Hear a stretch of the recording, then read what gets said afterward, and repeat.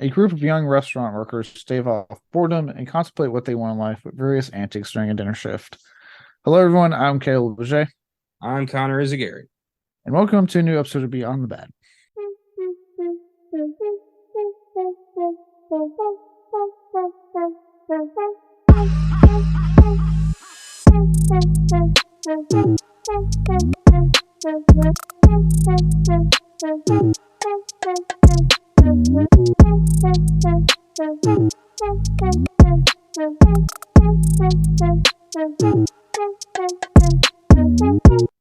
Today, we'll be talking about the independent black comedy film Waiting, a film which takes a realistic and comedic look at those working in food service with an extremely stacked comedic cast. While this would translate to minor box office success for its relatively low budget, critics would not be so kind. So, on that, we'll shoot over to Connor for the score. Yeah, it's not always terrible movies here. It's the movies that critics told us are terrible, and we occasionally like to find something that we think deserves a second look. In this case, Waiting scored a 30% critic score on Rotten Tomatoes, but is sitting at an astonishingly high 75% audience score. So, pretty big disparity there. Critics' consensus reads Waiting is a gross out comedy that is more gross than comic. Oh, sounds like somebody doesn't like pubes. Well, too bad. You're watching the wrong damn movie. Have they not seen any of the Jackass films? These are critics, probably not. Like, you want to talk? Well, they saw the new one, and apparently all love the new one. But like, this isn't the most gross out comedy I've seen. It's definitely like it's crude, it's raunchy. I'm not going to deny that. Like, is a 2000s comedy through and through, but not even like the most offensive, like grossest thing I've seen a comedy film do. No, not even close. I Not even mean, close. apart from the full bush, which was a bit jarring, but honestly, like this movie's more about just the way a restaurant actually operates on the side of the waiters than just gross out for kicks. I mean, a lot of this stuff is pretty on the nose. Yeah, no, it.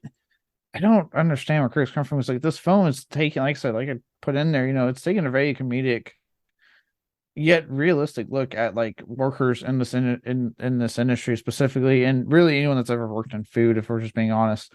Um, but in this restaurant in particular, and like especially at a time when it's very established, are all very young, and supposed to all be in their 20s, so they're all contemplating like, what the hell do I want to do in life? Like, a lot of them are like, I don't want to work here all my life.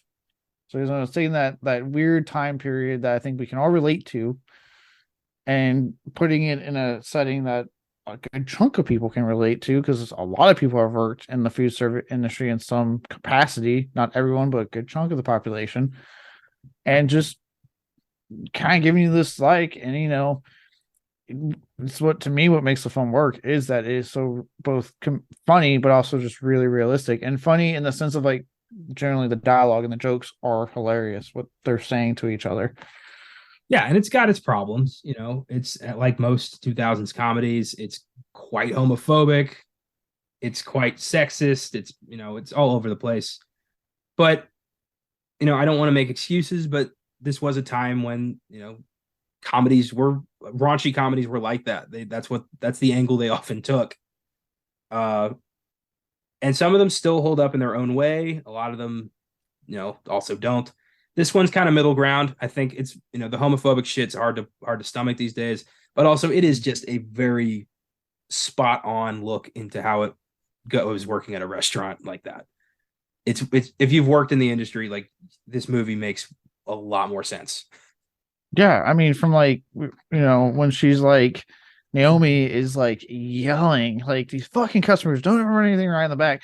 As she's walking out, and the moment she turns the corner, all of a sudden she goes from, God, fuck these guys, to, hey, how you doing? Like, who had, man, when I worked at Subway, I'd do that shit all the time. I'd be in the back bitching after like a rush, a lunch rush or a dinner rush, like, man, these fucking customers are trying to get shit done so I can get out here, blah blah.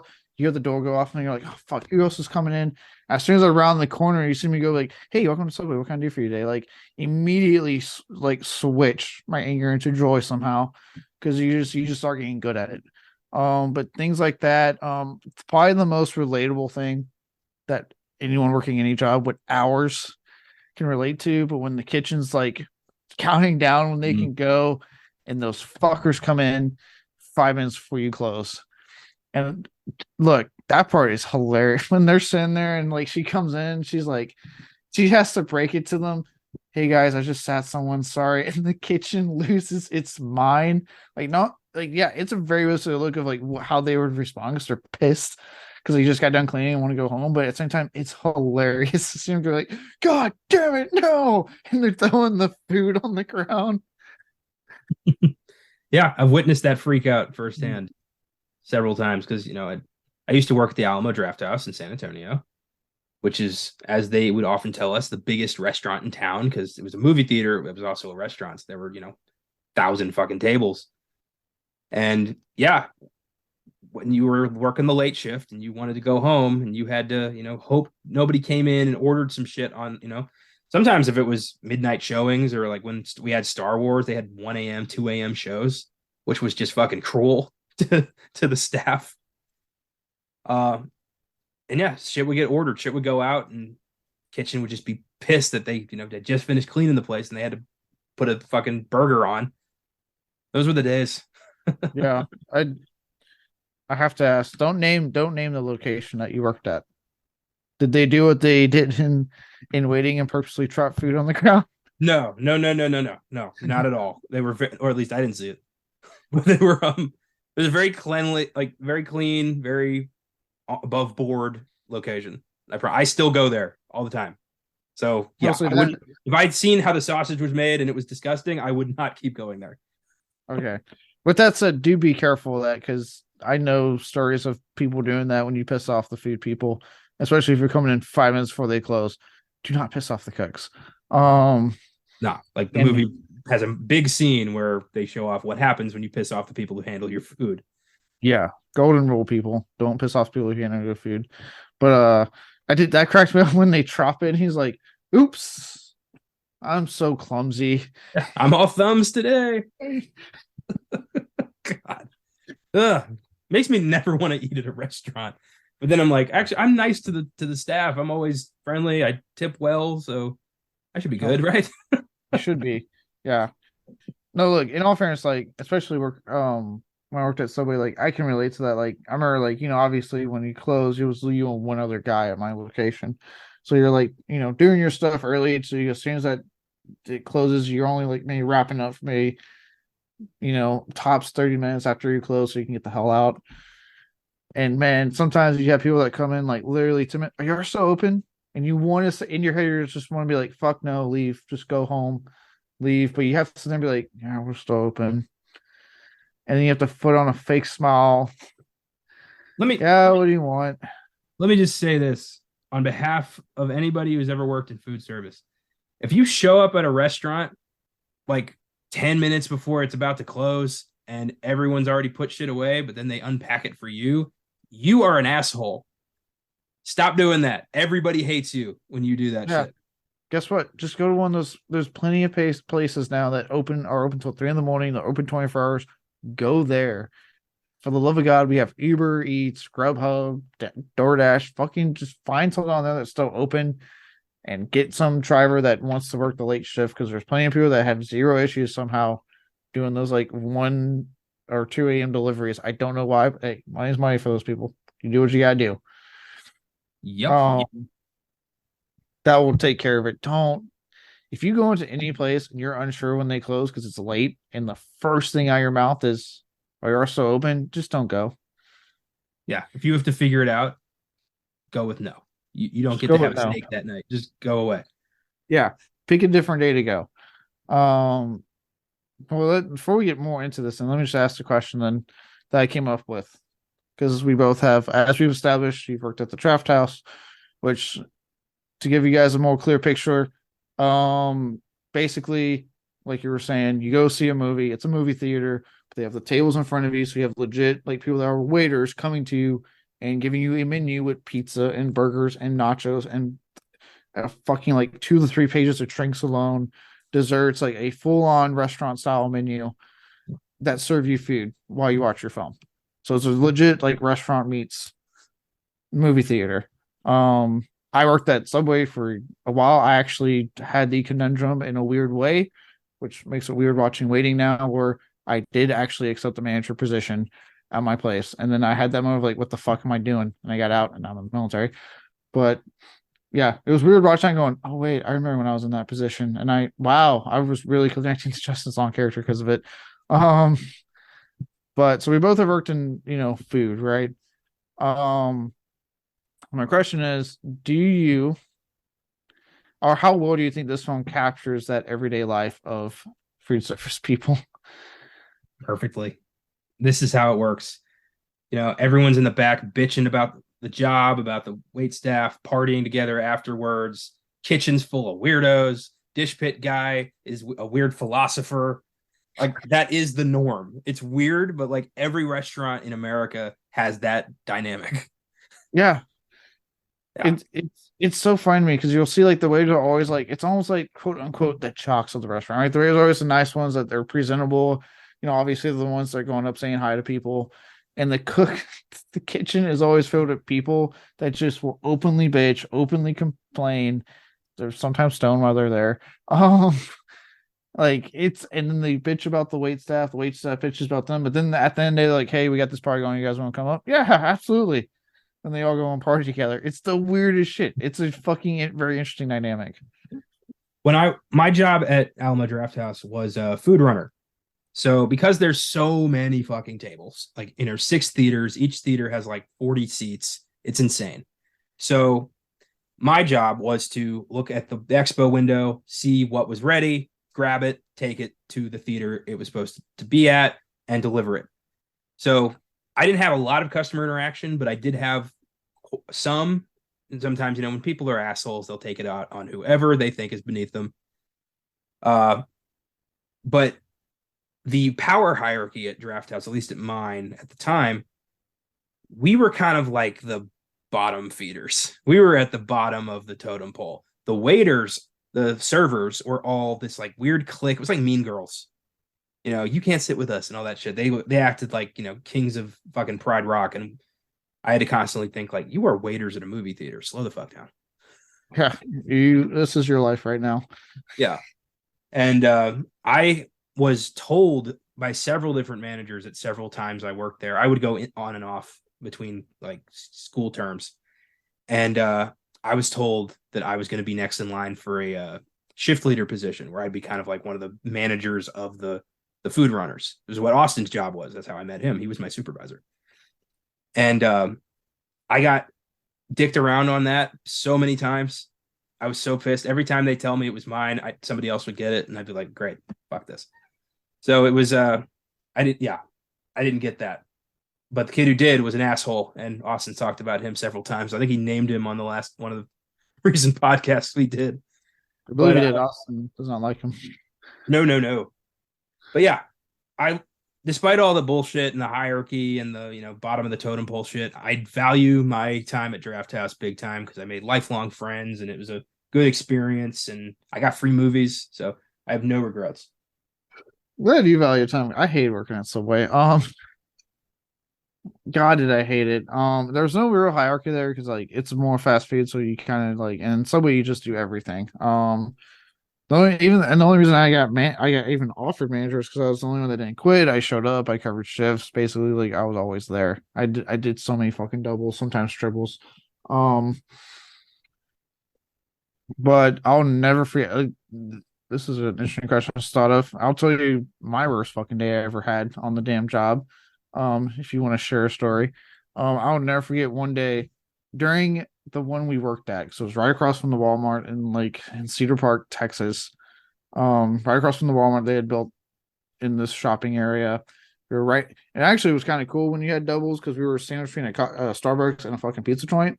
So in case I got stuck with a double, especially when I was getting ready to make manager, I just hop up with a pizza. Hey, can I get? They knew us. Hey man, hey guys, can I get like a pizza for us over at Subway real quick? And they're like, yeah, just come back in like 10 minutes. Cool. And then same thing whenever I needed to go to Starbucks. I will never forget. Supposed to have 3 people on the lunch rush because that's how busy we got. My man was only 2 of us. My manager wasn't answering his phone because he fell asleep. Oh man. We had a line out the door, like packed for like 3 hours. And people line out the door. They see there's only two of us. I had to take care of a catering order that was called in earlier. Ah. Yet people, it's like they forget the glass isn't reaching the fucking wall that separates the food from you. Mhm. And God, the things they were saying as if I can't hear them. And then people looking at me like, "We're just gonna go." 'Cause the Walmart had one inside it.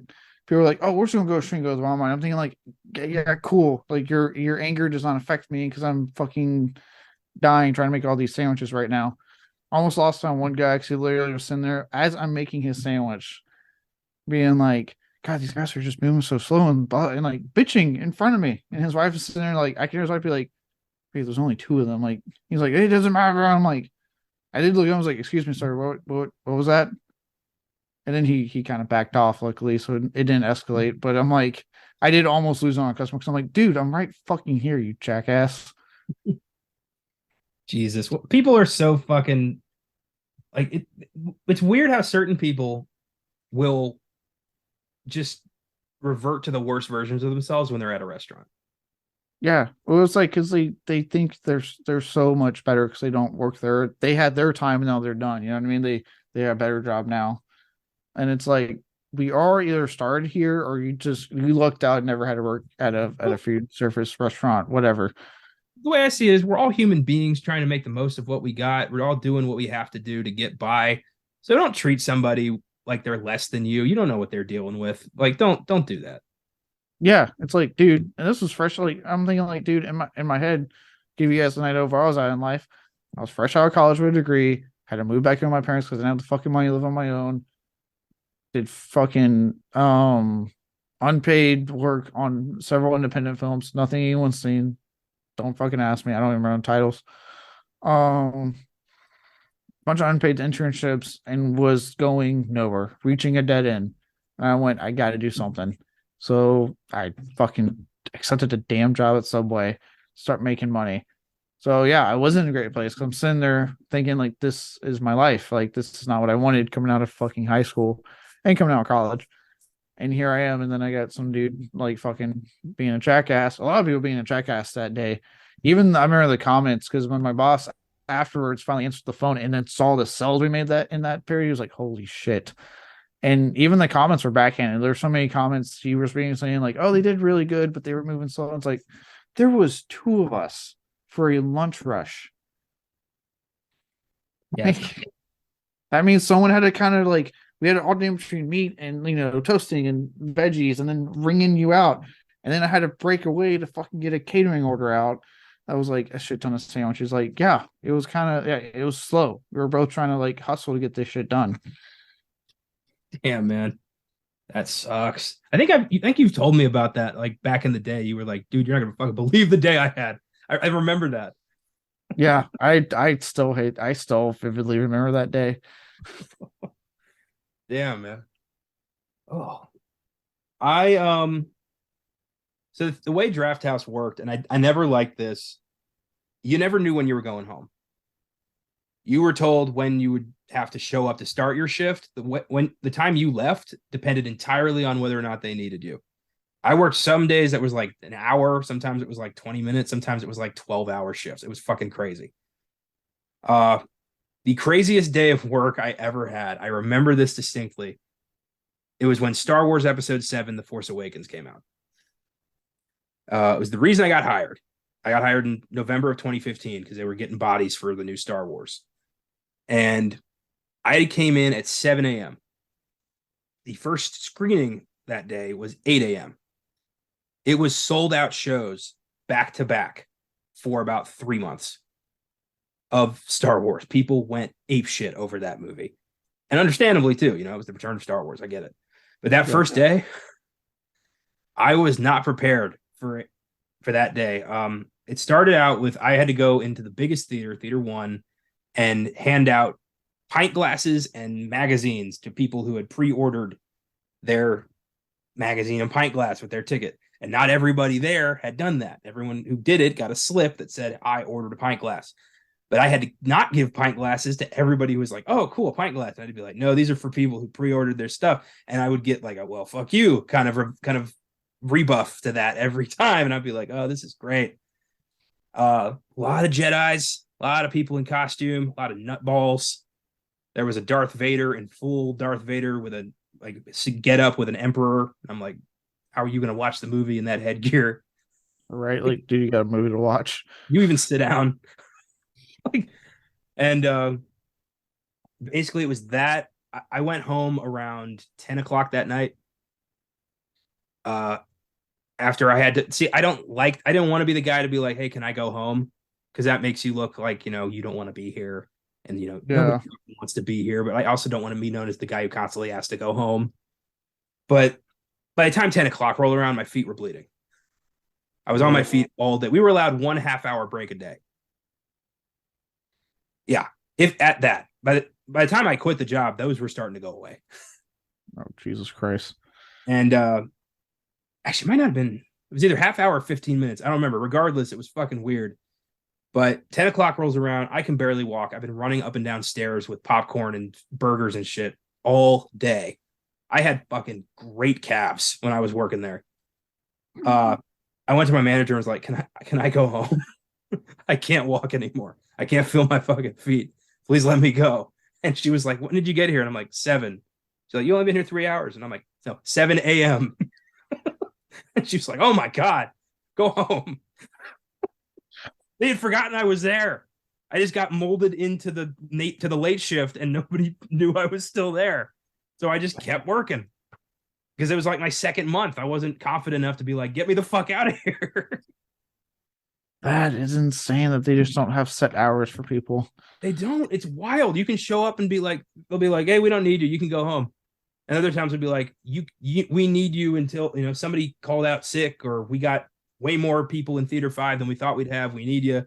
And I just keep working till some manager's like, oh, you're still here? Oh, get out of here. Like, there's never a plan. It's always just like, oh, shit, we didn't let them go home. Go home.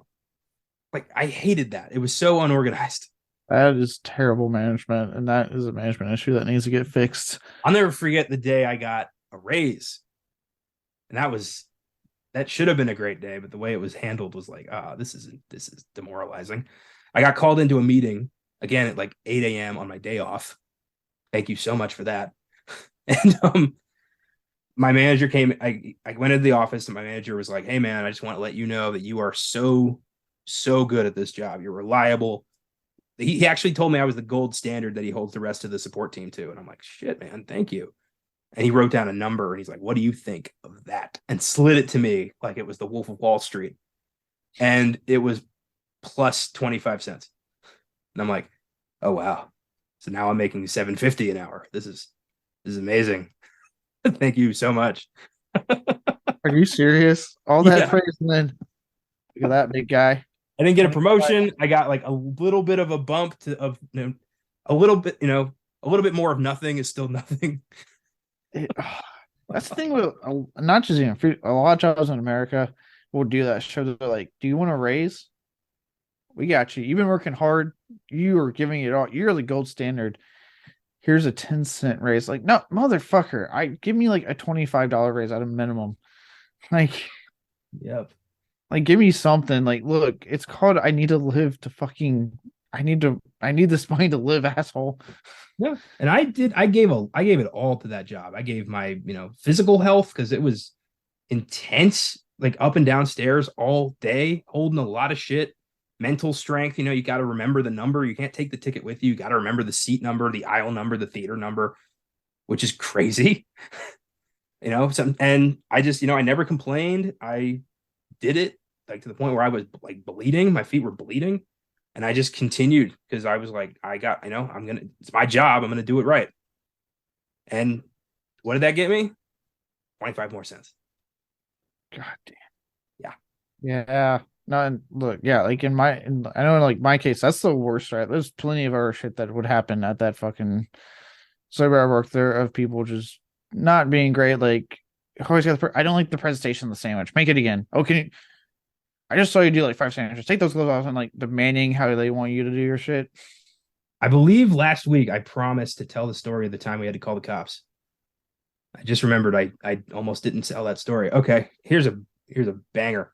So we had at Draft House, there's a very enforced policy where if you talk during the movie or you cause a disruption, we kick your ass out. No refunds, no questions. I love that policy. It's why I love that theater. There's nothing you can be that's worse than a movie talker, in my opinion. Like, you're scum. But this this guy wanted a special order that we wouldn't do. He wanted us to take the mozzarella sticks and crumble them into a cheesesteak. So like that would be the cheese on the cheesesteak.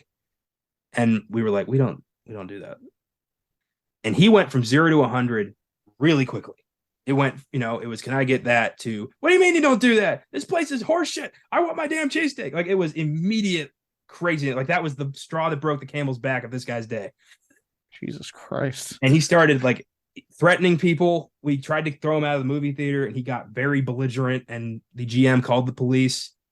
The cops came eventually. Great response time.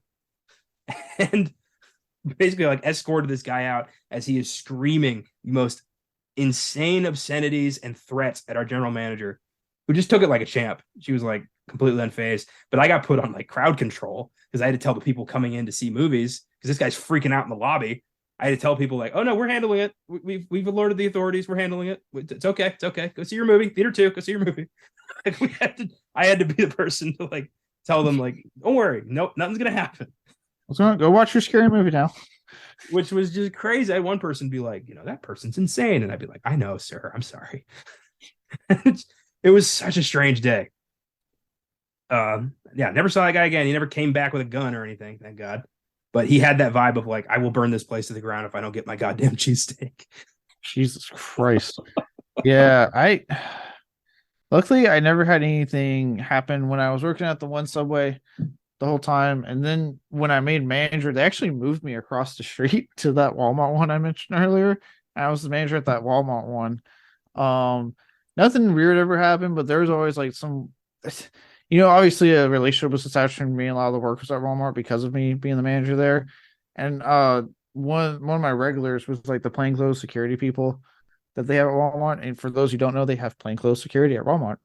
In case not, no, I remember one time they come in, like usually they come in like just to shoot the shit, eat a sandwich, and tell me about usually get like the juicy shit on that they've seen at happen at Walmart. And then one day out of the blue, they come in hot. Like they're looking around. I'm like, what the fuck? They're looking in my trash can, and finally one of them's like, hey, Caleb. I'm like, hey, what's up? They're like, hey, did you see anyone come in here and throw something into your trash can with a Walmart bag? I was like, no. They're like, I'm like, what's going on? They're like, someone's looks like they tried to steal something. They're trying to like hide the evidence and come back later. I'm like, are you fucking serious? Like, yes, we're looking for it right now. That's hilarious. Crime of the century right there. Yeah, it was. I mean, it was kind of fun, I was there on the front lines when Bluebell had to recall their shit, and because like where I was at and where the suburbs at, like I could see where they stocked the Bluebell, and like I looked out one day and it was gone. I was like, I asked, and the managers for that store would come into this, obviously always come in to grab like Subway or just talk or whatever. They came. I was like, hey, what happened to all the Bluebell? They're like, oh, you didn't hear? I was like, no. Like, yeah, they had to recall it. We had to get rid of all of it. I was like, holy shit. Yeah, I always thought it was funny how that didn't impact the company in the slightest. They had like a 2-month setback, and everyone's like, "Where's our ice cream?" Oh yeah, I remember I saw them. I was still there long enough when they were restocking that shit, and I remember when they were restocking it, I looked and there was a crowd of people just fucking grabbing Bluebell out of the freezer real quick. I was like, Jesus Christ, guys.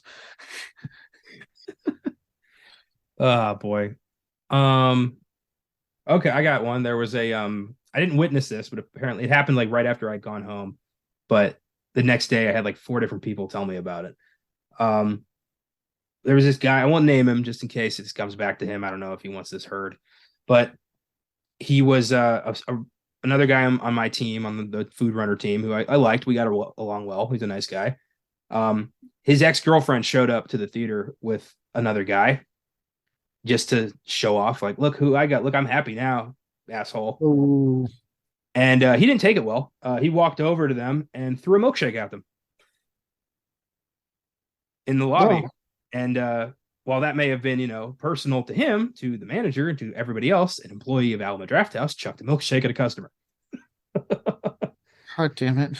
So he was fired immediately, and I never saw him again. God. No. Luckily nothing crazy. I remember like the last big thing when I was kind of putting in my thing to be like, hey, I'm leaving so I can join the military.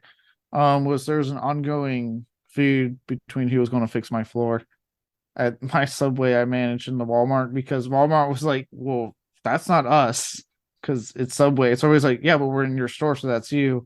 And it was a big fucking thing. As the floor, they're arguing about it as the floor was like unbuckling. Oh my God. And becoming I watched usually old people, unfortunately, constantly trip on the damn thing, and they look at me like, "Who's the manager?" I was like, "Right here, this jackass." And like, and then I was like, "It's the big back and forth right now. It's getting worked out. I'm still waiting on it." All right. I got the most embarrassing day of my life at Draft House. I couldn't believe this. It's like the plot to a sitcom. I can't believe this fucking happened to me in real life. I spilled wine on the child of a corporate person. Oh yeah. There was a corporate lady there checking things out. They would happen every couple months. They were seeing a Jungle Book or some shit. And she took her son. She was in the bathroom. I showed up to deliver a glass of wine.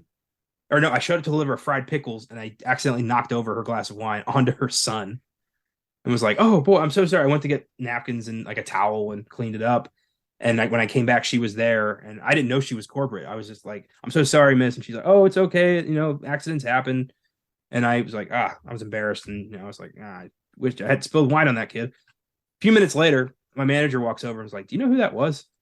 And I'm like, no, getting really worried. And he said, she's corporate. And I'm like, oh, fuck. And he's like, you're probably fired. And I'm like, I hope not. Jesus. And the next day, she came back to the theater, found me, and was like, hey, just wanted to let you know you handled it like a champ. There's no hard feelings. It's okay, really. I'm like, she was really nice, but I just felt like shit. So I'm like, I'm probably getting canned over this. I like how your manager is just nonchalant. You're probably gonna get fired. Out of my hands. He was looking at me with this smile, like, I can't believe you did that, you poor son of a bitch. Oh no, lately I got nothing embarrassing. I do remember one time I had like after a while I stopped caring about like customers' needs. If I'm being completely honest, when I was working on store, I became like the cooks and waiting. I just did not care. Um, and I remember this one guy. He's making a sandwich, and he went to fold it, and that shit was starting to come out of the sandwich, which is like a big no. And he was like, Caleb, and I was like, what? And I looked, and I was like, oh. And he's looking at me like, what do I do? I looked at her. She wasn't looking. I looked at him and I very quietly went, wrap it up. He ordered it to go. So I was like, wrap it up. She's not looking. And he goes, okay. And he hurries up and wraps it and puts it in before she sees. And I'm like, good job. That's great. I love, those last few years or days where you're like, I don't fucking care. Yeah. Oh, dude. All I think is like, she's going to be really upset when she opens that at home, because I was like, oh, not redoing that. The most scandalous thing that ever happened was I was manager when the thing with Jared went down. For those who don't remember, Jared was the face of Subway. Jared liked children too much, and Jared had a large file on his computer of his like of children too much. And when that happened and he was arrested for it, I got a text from my GM or my area manager. I was GM, area manager, going, anything, Jared, take it down now. God, you guys had your own like fucking sandwich 9/11 with that. Yeah. Yeah, I had customers going, "Hey, what are you doing?" I had to pull a ladder out to get the shit off the board. And I'm like, "Oh, anything with Trader has to come down." They're like, "Why?" I was like, "Just look it up on the news."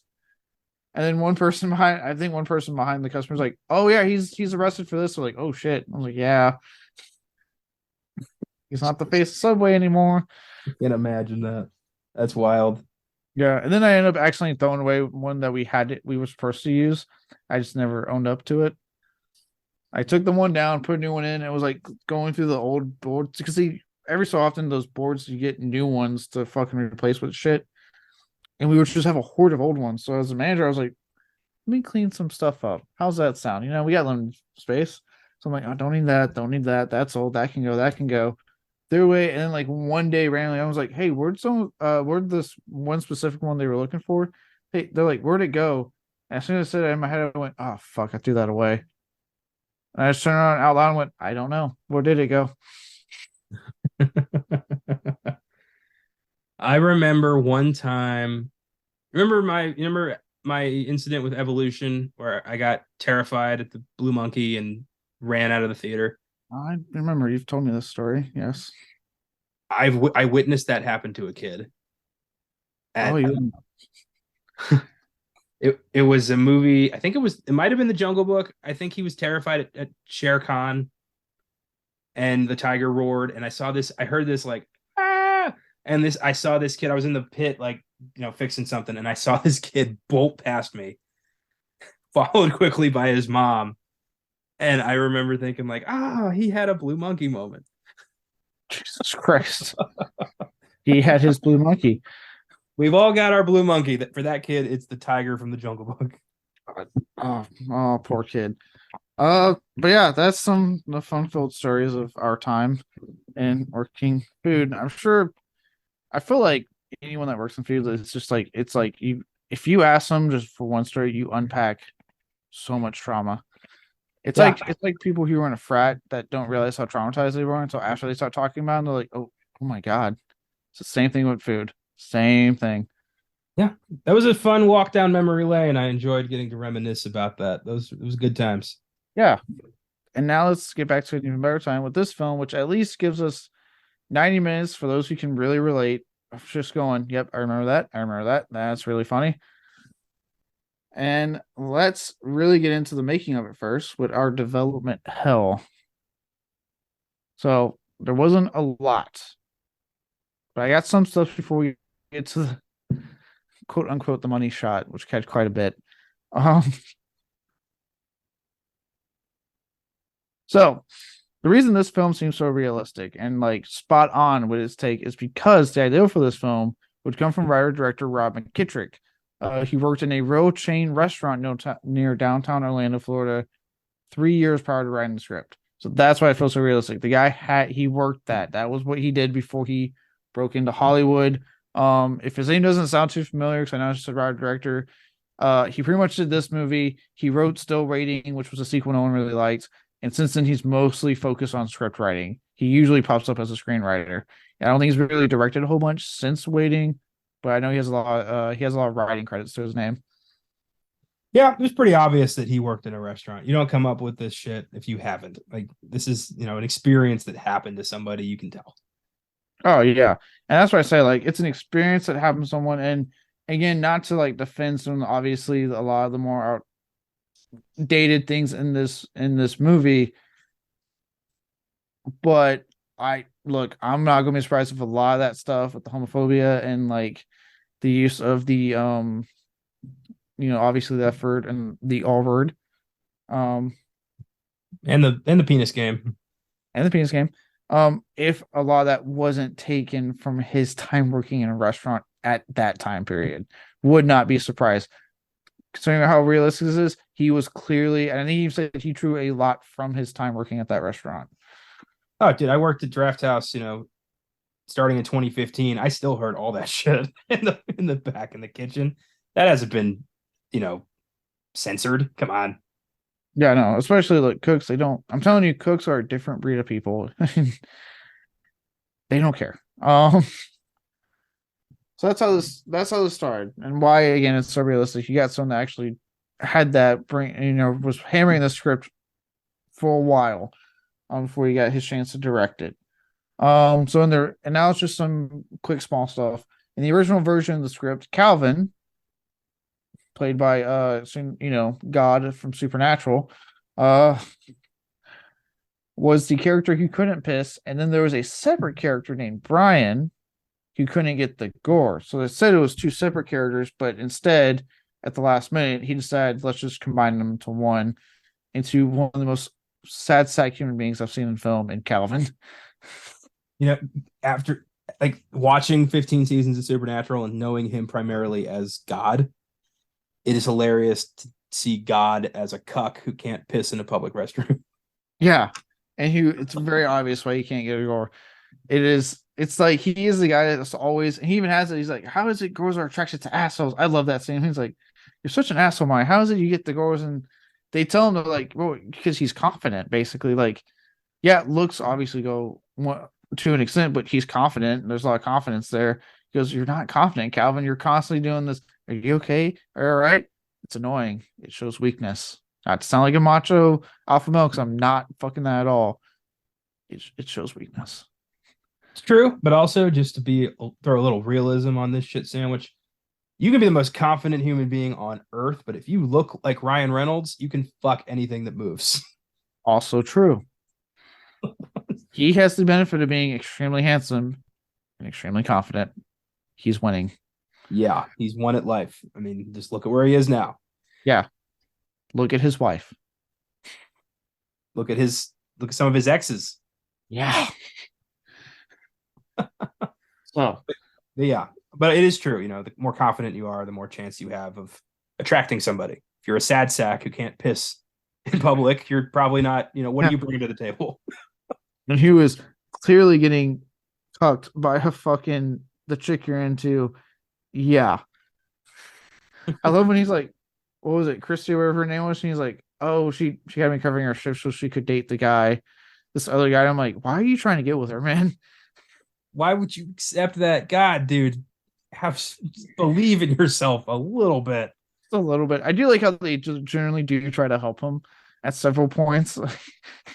I kept thinking he was going to end up banging Anna Faris. I know, right? I was like, is he going to bang her at some point? Like they were going to wake up in bed and she'd be like, she would start screaming. Like, no. I did like when Justin Long and like Ryan Reynolds start going in on him together. And they're like, God, it's the same story with you, Calvin. Oh, man. Yeah. It's every character in this movie represents a very specific type of person we've all met before or worked with. Yep. Calvin represents a very, very specific type of person. I've never liked being friends with that kind of person because, frankly, they're not good at that either. No, because it's usually them just complaining about something, and you're like, okay, shut up. In every relationship you have, whether it's romantic or just a friendship, you got to bring something to the table for the other person to want to be invested in this. You bring nothing, Calvin. Nobody likes a chronic complainer. That can't be input. I do like the scene when the dishwasher Bishop, that's his name, Bishop, comes up with a solution to fix it, and he's like, now close your eyes. Imagine everyone around you cheering you on. Yeah. I love all the people. Piss, Calvin, just piss, you can do it. But then it backfires when he ends up pissing his pants in front of the hot girl because now he's equated his confidence problem with pissing. Way to go, buddy. You're going to be a mess for a long time. Quite a while. Oh, God. For the role of Danielle. Excuse me. For the role of Danielle, believe it or not, because keep in mind this was 2005, so this is when she was like a reality TV queen and had been in fucking House of Wax remake. Oh yeah, you clicked on who I'm about to say, didn't you? I hope not. Paris Hilton and Molly Sims were both offered the role for Danielle and refused. For those who are wondering, who's Danielle? That's the one Louis Huseman's girlfriend, or just who he likes to bang throughout the movie is. Oh yeah, okay. Yeah, the one that he's like, what about that? I took you to my my family's funeral. Yeah, and then you try to make me give you a hand job.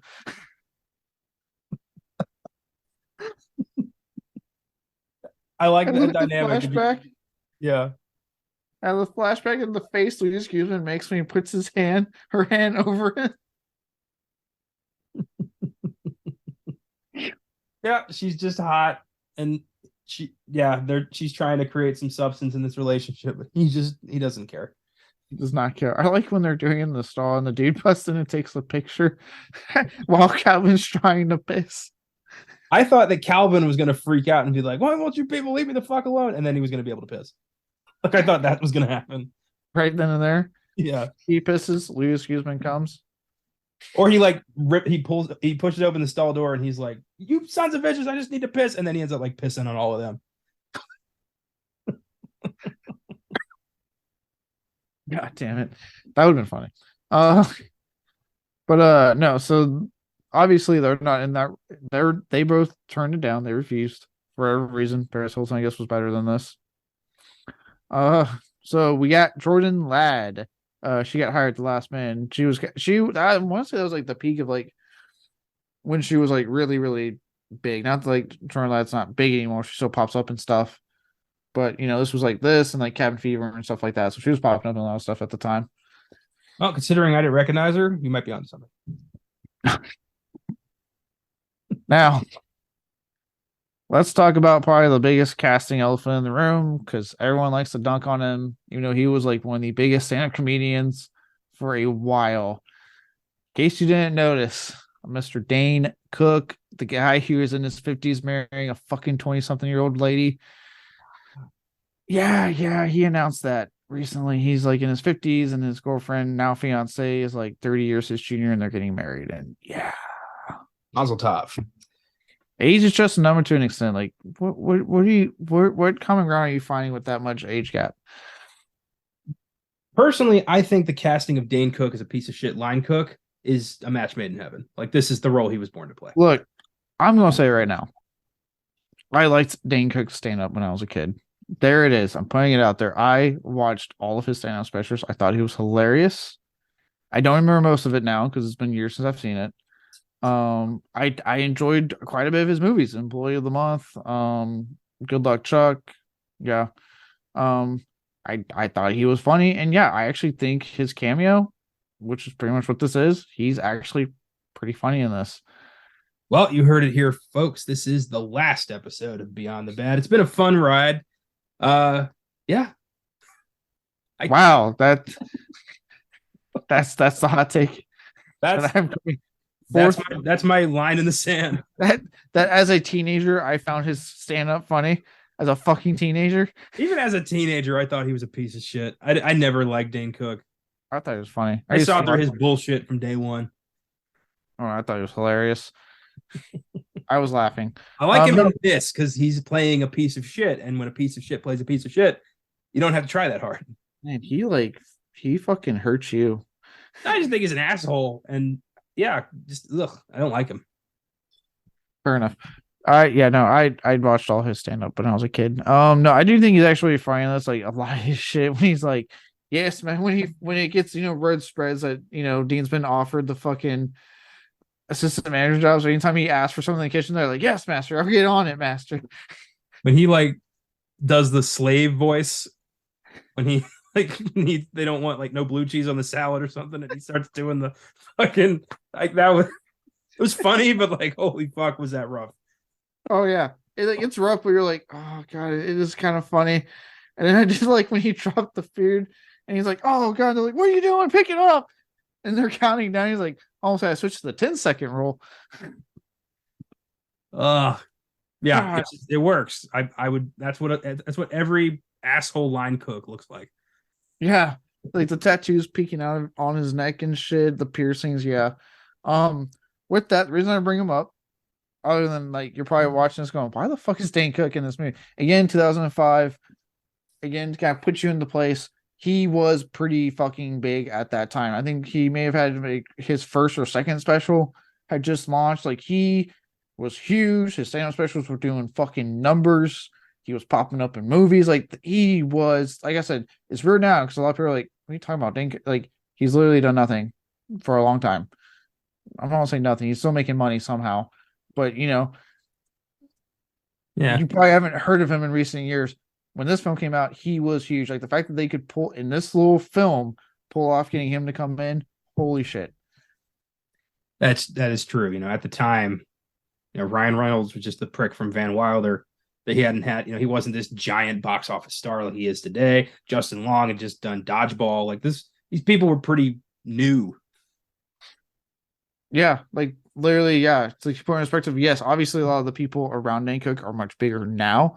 But at the time, he was one of the bigger names you could get, and the fact that it was even just like quick little like small role was even like, oh, not only did he accept it, it's not much of a role, and he makes the most of it.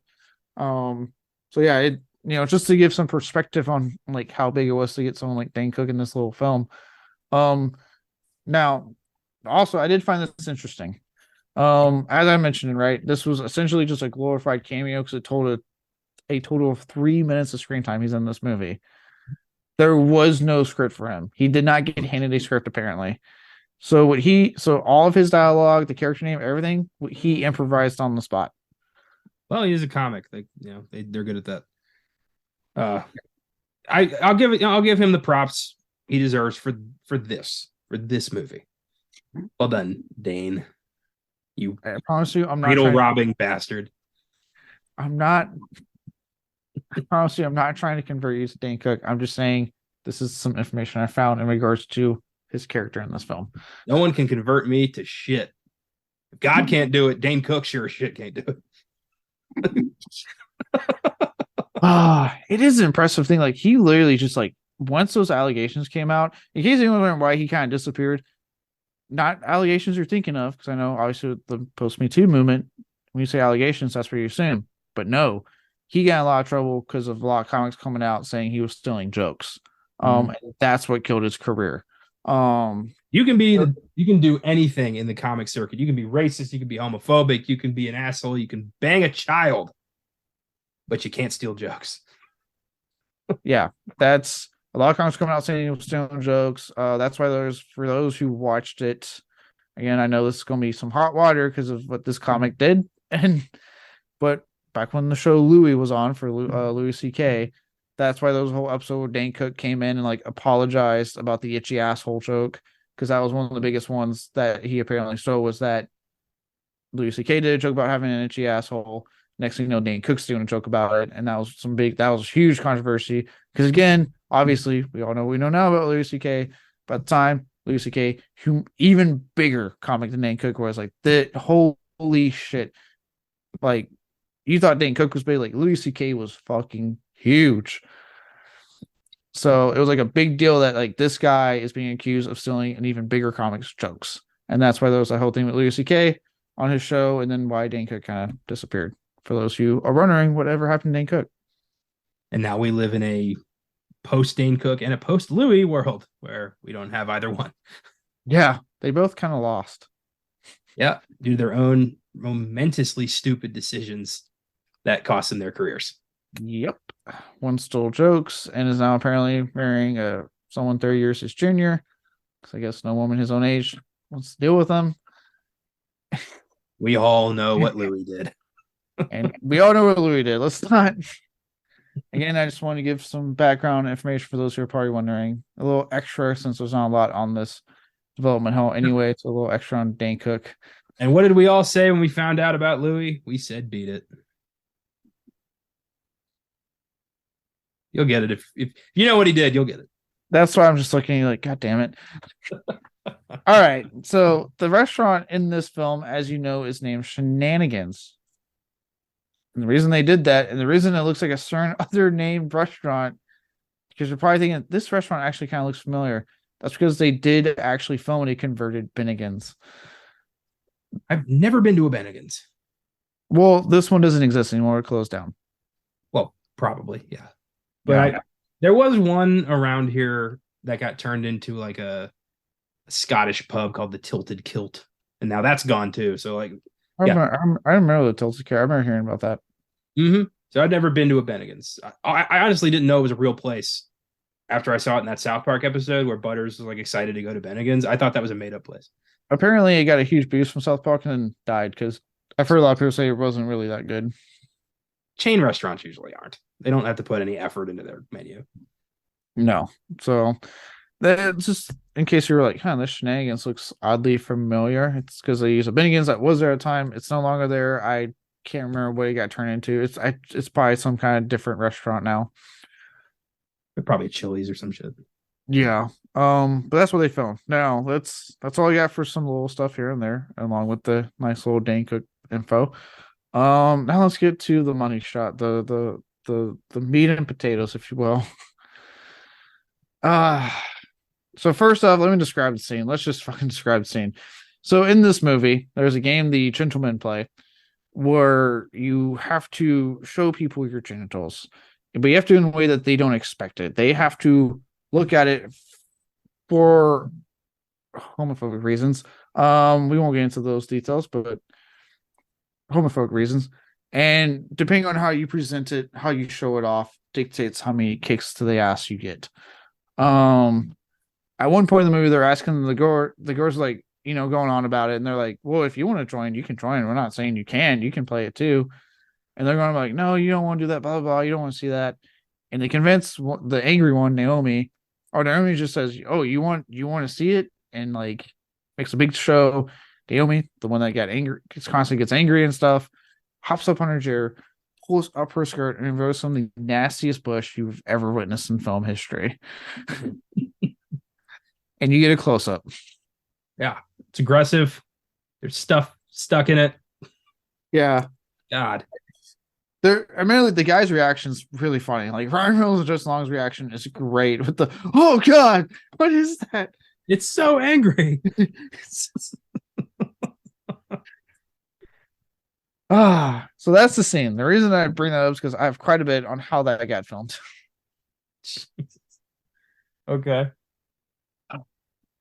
Revealed in a 2009 interview, so only 4 years later, Alana Ubach, who played Naomi, said McKittrick asked each of the actresses that he hired if they show their pubic area for that said scene, with the character without their shirt to expose massive amount of pubic hair, right?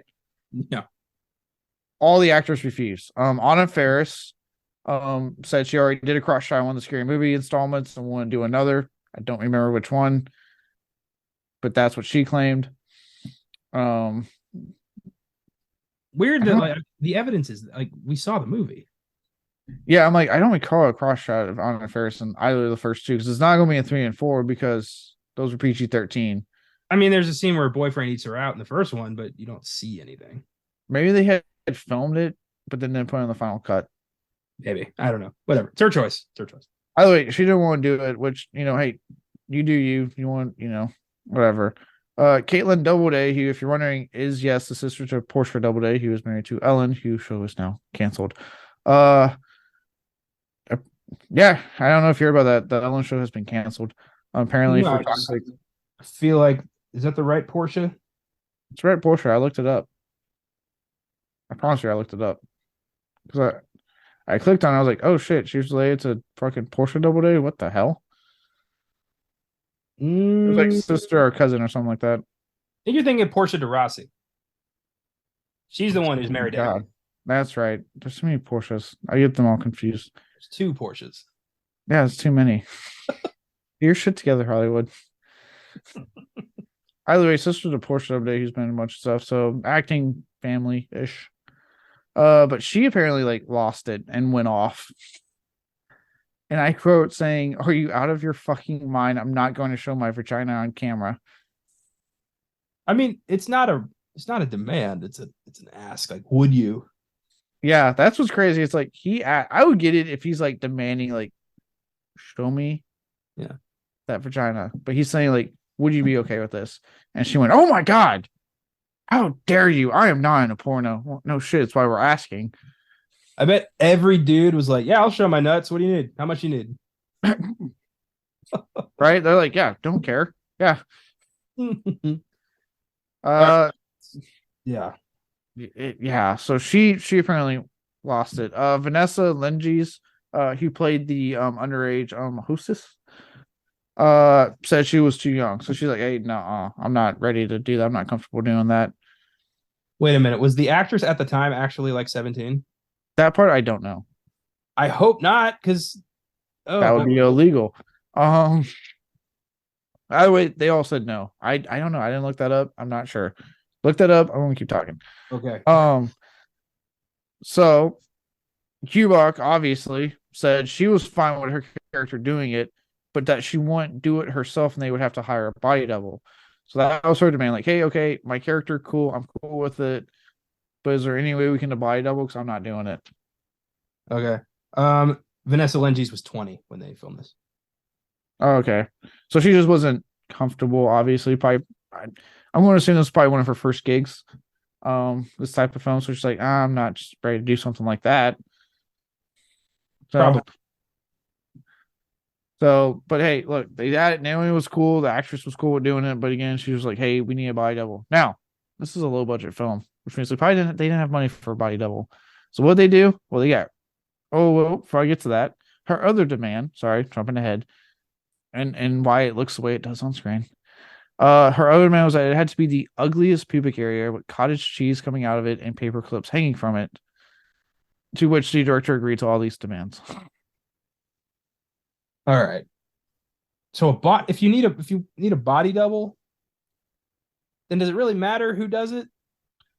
I mean, if you're not actually showing yours, does it matter? Well, again, none of them said that. They just said no. She agreed to it. Ubach said, yes, cool, I'm cool with my character doing it, but I only if you can do a body double. Okay. Whereas there was just flat out said no. She said her character, yes. You gotta hire someone else though to do that. Now, yeah, hire someone else and make it as gross as fucking possible. Now, this is a low budget film. They did not have the money for a body double, but they lucked out and they went with their next best option because he would hire a stripper from a club across the street. Yep, there's a strip club conveniently located and a stripper more than willing to do this shit. So they hired a stripper from across the street. He's pubic area. They show wearing a grotesque merkin. If you're running what a merkin is, it's a fake genital they put on people. They can do it for penises. They can do it for vaginas. Fake pube wig. Yeah. So movies do it all the time. So for those who have thought, unless you're watching porn, if you've assumed you've seen an actor that you find hot or attractive, their pubes, probably not. They're probably wearing a merkin. Probably won't see an actual thing. If you want to watch an actual thing, just fucking get on Pornhub. There you go. I would love if an actor did, like, let's say a male actor famous did full frontal. You see everything, but they're also wearing a merkin. Like fake pubes, real dick. Pubes. Let's see what the hell he do in Jackass too. You brought crabs to the party. Oh God. If you've seen Jackass 2, you know what I'm talking about. So yeah, that's how they got around that. And they would do, they obviously did a close-up. That's the shot we get. Ubach thought it was hilarious. She actually wanted to see them film this. She's like, oh my god, Chief, not only did you agree, you pulled this off.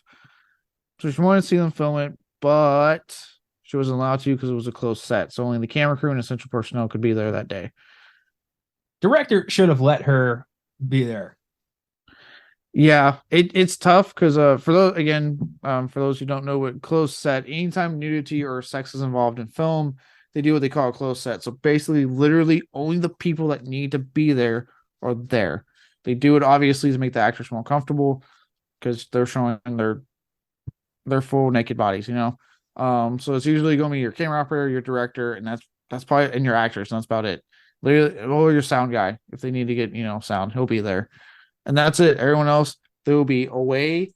When I was doing my unpaid PA work, I did something that involved some kind of nudity. And I remember they had me post up at the house. I couldn't look at the direction they were filming. I had to look away to make sure people in the house weren't trying to look and get a peek. They take it very, very seriously when they do these things. So it's tough because I'm sure he would have been down for it, but they take this so goddamn serious, especially now apparently even in 2005. It's interesting because like it's going to be seen by millions of people. So like, what's I don't know. I feel like I'm treading into dangerous territory here, so I'm gonna go ahead and just stop walking in So that you direction. probably don't tread into that territory. I get what you're saying. Yeah, obviously people want to end up paying millions of people want to see it on camera, but I get it. I think it's more so for the comfortability of these scenes of the actors, making them comfortable. Because if you're an actor, you're not really. I don't think you're really worrying about that in the moment. You're just worrying about making sure the scene is true. The scene is, obviously going to connect and work. You're not worried about that at the moment. Yeah, sure. That's exactly what the stripper with the fake pubes was thinking. She probably just got extra money. She was like, yeah, sure. She'll be some extra money. Well, it is arguably the most memorable scene in the film. It's a scene, and I always forget about it. And I'm watching it. I'm like, oh yeah, this scene's coming up. Oh, there it is. It's it's a disgusting scene, but hey, you know what? It's funny. Um, and then that's pretty much all I got. Like I said, like while the film would come and go to minor box office success and general understands what you saw from the critics, it has since gained a small cult following. That's how I heard about it. Yeah, I didn't see it in the box office, but I remember I had friends be like, dude, you gotta watch Waiting. It's so funny. I checked it out, and I've loved it ever since. And obviously, it's found that small cult following amongst those who have worked in the restaurant industry and just who enjoy the smaller comedies at times, like we talked about. Obviously, you had your big hitters. I know we've talked about before, your Will Ferrell guys, your Seth Rogen comedy groups coming out, but then you had these smaller comedies like this coming out that a lot of people kind of like. They never had that chance in the box office, but they became minor cult hits, and at least they had that. I think this film should be required viewing if you're going to work in a restaurant. I think after they show you the like employee training video, you should have to watch this too. Yeah, see if you can hack it after watching this. Like, this is what your life is going to be like. This is what corporate says the job is like. This is what the job is probably going to be like. So watch this. You're going to have a boss, which, oh god, that scene cracks me up when like David Koechner is trying to help out with the orders and he can't do it, and Naomi just starts screaming. Like cooks all look like, what the fuck? I love dream sequence when he's like trying to put out a fire. He's like, "Help me! Help me!" Forgot that was a dream sequence, and I'm like, "Whoa, they burning this place down?" Yeah. Well, everybody's constantly threatening to fire them. Nate and T Dog. Nick and T Dog. Nick and T. I like Ryan Reynolds when he's making fun of them. Yeah, they're. We'll get to them. But yeah, that it luckily, Mannequin Magan when it came out, it has found its footing. It has endured. Not so much a sequel. That's really that's a true beyond the bad one right there. But it's endured, and obviously it's a great like time capsule film in its own way to see literally some of the biggest fucking names now in a film before they were big. Like I said, obviously, Ryan Reynolds before he broke out, just long before he got even more famous. I would say he was kind of like known at that time thanks to things like Jeepers Creepers and other films he was in. But obviously this was like right when he was really starting to get other stuff like this and accepted and really break out even more. Anna Faris, obviously, she's probably I'd say other than Dane Cook, one of the other bigger names they had at that time because of the Scary Movie franchise. She had that to back her up. Even David Koechner, like he was, this was short, like right after Anchorman, so he was still relatively unknown. He got lucky with Anchorman than this, and he's become the comedy legend that he is now. But great time capsule film. Great if you want an idea of how the restaurant industry works, or if you work in it and you just want to watch something that's going to make you laugh. It's a good film to put on. Yeah, I second that. It's funny, and it's you can get past a lot of shit that today is like a little hard to watch because the way society's evolved for the better. If you can't deal with that, it's probably not for you. But if you can shut your mind off and just laugh at some dumb shit for a while, yeah, put it on. Yeah, you can laugh at a bunch of dudes showing their dicks to each other, the balls to each other. Yeah, and one of the most epic fucking takedowns of a character in that final scene with John Francis Daly's character. Yeah, as Justin Long's character says, if we can't show our cocks to one another, what are we living for? Something along those lines. Stop moping around and get Go join the military or something.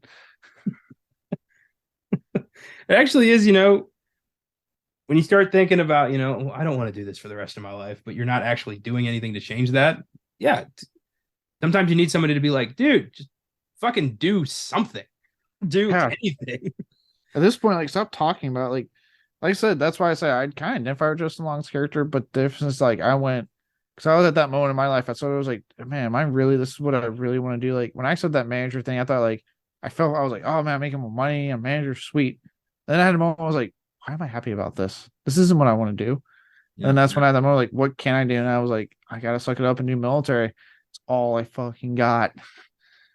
I had exactly the same realization about grad school. And I was just in a dead end job, going nowhere, getting more responsibility with no pay increase in a company that felt like it was falling apart. And I realized like this is meaningless. Like I'm not happy. Am I really, do I want to be a manager of a company that takes, that processes documents to be scanned? Really? That's the exciting thing in my life. So I bailed and I, got into grad school, never looked back. And while it hasn't Yeah. been, ideal, it's certainly working me towards, something real. Yeah, same. Like, look, I'm, I've had my, my complaints stuff. I'm not going to like just air out here on the podcast, but Yeah. it also got me in a place where I'm like, I can say like, hey, I have an idea of what I want to do, on the civilian side of things again, and it's put me in a much better place than I was at, and that I can't take that away. Um, yeah, but God, that yeah, no. So I was kind of like, I'm kind of with John Francis Daly, like, stop complaining and do something, man. And then, yeah, we get it, Monty. You're edgy, you're cool, you got the quips and the wit, and you always got an answer for everything. Yeah, it is. It's great. It's a great flourish on the end of this movie. I do like when he points to Calvin, and you know what? You're too easy. He doesn't even give him anything. Calvin's just kind of like, yeah. And then just looks down. Oh, but I do love how the end that Ryan was like, that was fucking cool. And like runs out and grabs him. Please reconsider. Like, you're a made man. You're a made man. Oh yeah, because he pulls off the goat. They've talked about the whole movie. He pulls it off. Oh my god. He looks at fucking Justin. You've been replaced. All right. That's all I got for development hell, though. I know that wasn't a whole lot. There wasn't a lot attached to this film, surprisingly. Minus the whole fucking money shot, as I'm going to keep referring to it as. So with that, if you're ready, we can move on to awards for this thing. Sounds good. All right. So first up, Zack Snyder. I got no more to think on something witty to say with Zack Snyder. Because, well, the Snyderverse is finally dead, and the Snyderverse fans are slowly going back to the holes. So the Zack Snyder Award or the worst scene? Would you come up with? In the days of the pharaohs, when the pharaoh died, all of his worshippers just jumped in the tomb with him. Well, I mean, maybe we bring that back for the Snyderverse fans. So I had, for the longest time, I had the scene where they mess with the biatch's food. It's a great scene, but I just don't like thinking about Dane Cook's pubes. But then I changed. It really hurt you. I can't stand it. You ever see somebody, you don't really know them that well, but you hate them on sight? Yeah. He's one of mine. That's how I felt about Adam Levine from Maroon 5. I just can't stand that man. The moment I was like, I hate him. I understand. I stand by it too. Come at me, fucking Maroon 5 fans. But that changed when I saw Nick and T-Dog's fat rap. Oh my god. It's kind of a post-credit scene, more of a mid-credits. But yeah, their rap is fucking atrocious. God, these two white as shit wannabe like gangster rappers doing their, they're doing their hit single in shenanigans with some of the staff. Oh my god. The thing is that keep getting trying to get fired by the fucking manager by David Koechner. Yeah, these two dopes who are like doing whippets in the walk-in, Yeah. fucking up all the whipped cream. Fucking Nick and T Dog. And yeah, just like I thought we were done with these dopes, but nope, we got their magnum opus at the end of waiting. Yeah, that was when we heard that rap, I'm like, that was a terrible rap. Dear God. Yeah, those guys are something else. That's a good one. I think is like it sounds like you also did the unrated cut on Prime. I rented the one that was on Vudu. I guess it might have been the unrated cut. I didn't check. Okay, because I did unrated cut. I remember that scene playing because I was like, I don't recall this in theatrical cut that I watched on like fucking HBO and Showtime all the time. But yeah, I was like, this is awful. But again, like these characters are meant to be like fucking terrible. Like those two represent like just damn near every busboy of like that person that like they cannot get any other job but this because they're so infatuated with what they think they're going to be, and it's like, dude, you're a busboy at a restaurant. Like, We've all got dreams, but at a certain age, you start to your dreams get smaller, and you start to realize that maybe that's not achievable. Maybe I'm not going to be the next Eminem. yeah, there's and also don't just be the next Eminem, just be you. I always go back to that. Like, stop trying to be the next. Eminem has secured his spot. You will not take that from him. Just be you. What was that? That was in a movie. It was like, don't be the next so and so, be the first you. What was that? Was it a Rocky movie? It wasn't a Rocky movie. I think it was one of those music biopics in the last like 5 years. It could have been, or in the past year, because we've had like fucking 5 in 1 year. Yeah. No, you can. It's like, yeah, you can either do that, or in a way, the reverse person in this movie, David Ketchner's character, you realize your dreams are not attainable, so you stay miserable at that restaurant, make manager, and call the tow truck every 5 minutes for people that park in the wrong spot because it's the principle of the matter. As he was saying to the tow truck driver. Yeah, that was some petty bullshit. Also, that quote is from Fighting with My Family. Dwayne Johnson said it. Don't be the next Rock, be the first you. There we go. Hey, The Rock. I think, yeah, I'm hoping he'll climb off that mountain once he realizes there's no way to reach the top. Yeah. Hey, Rock, if you keep this up, John Cena and Dave Bautista will far surpass you for when it comes to wrestlers turn actors because they've been able to move on after their movies. Frankly, in terms of diversity, versatility and performance, Batista's winning big time. I know there's been making the internet rounds about Ryan Johnson saying I think it was Ryan Johnson said that he thinks Dave Bautista is like one of the best wrestler turn actor. First, I'm like, well, what about? I'm like, honestly, Cena and Batista are doing better shit than The Rock. I'll say it right now. I think my thing is this, and it has nothing to do with the whole Black Adam shit going on. And I don't think I love Dwayne Johnson, charismatic guy. He seems like a generally like awesome dude. He's been playing the same shit for years and doesn't do a whole lot outside of it, especially in more recent years.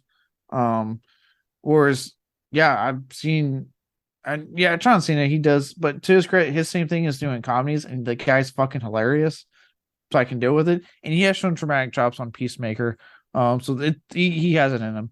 But Dave Bautista, that guy can just sit there and do like the upcoming Shyamalan film, Knock at the Cabin, which looks like he is going to be really good in that movie. It looks like in the trailers. But then do something like fucking Glass Onion or a silent role in fucking James Bond, goddamn it, Spectre. But then do Guardians of the Galaxy. Like, yeah, no, this guy has legitimate, like, decent range.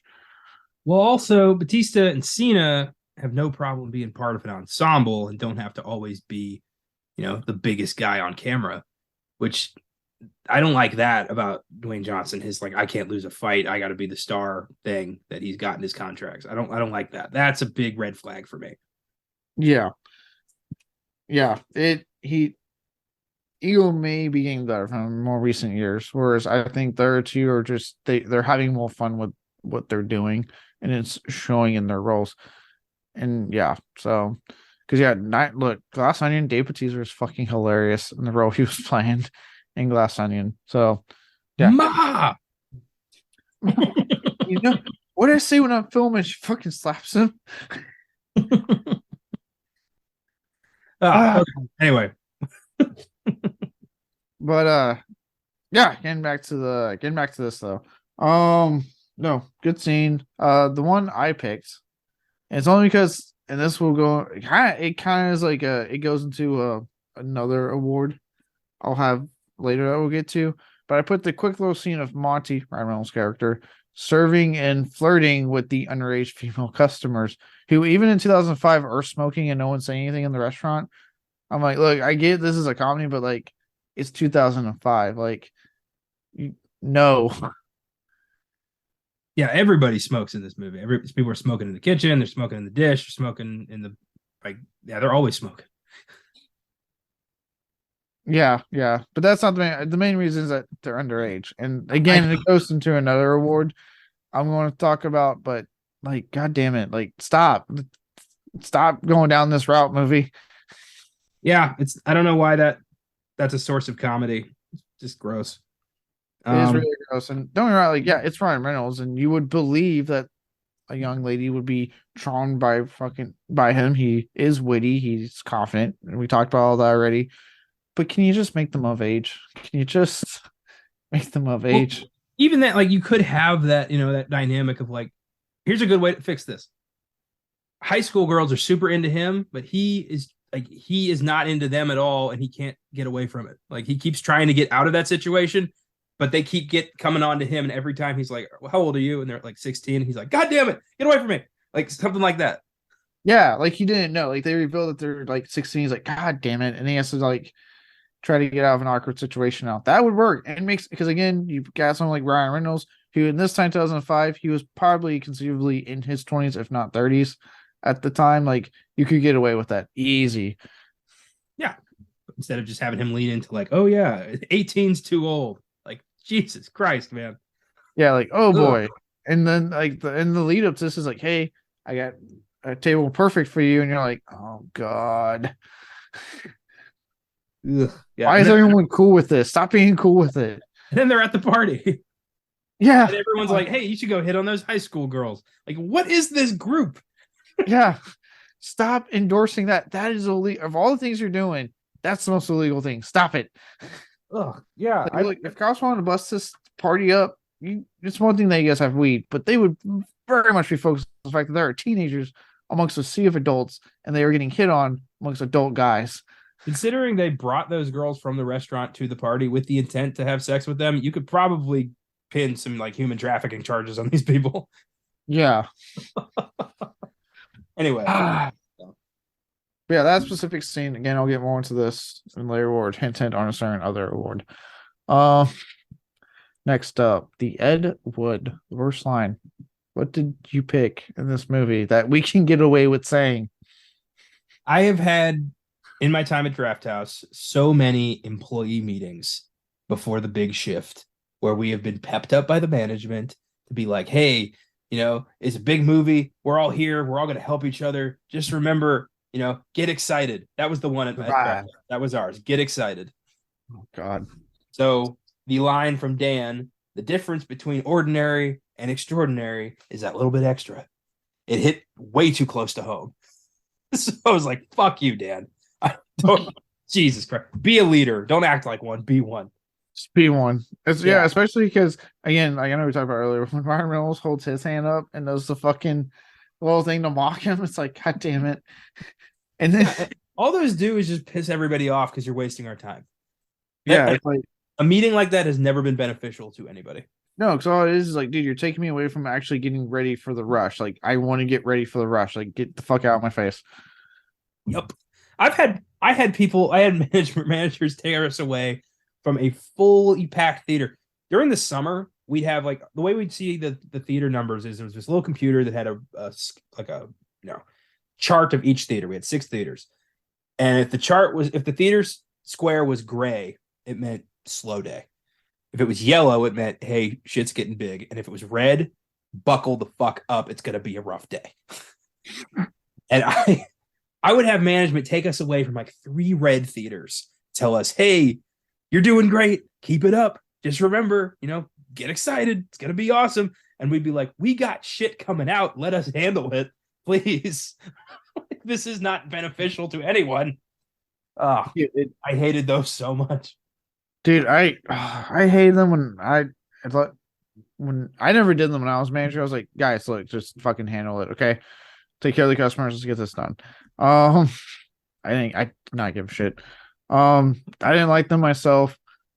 Even without being too trying to be subtle without being too pointed because of the job I have now. That doesn't go away. For those who are wondering, when you leave food service, there's ways it finds its way into other jobs.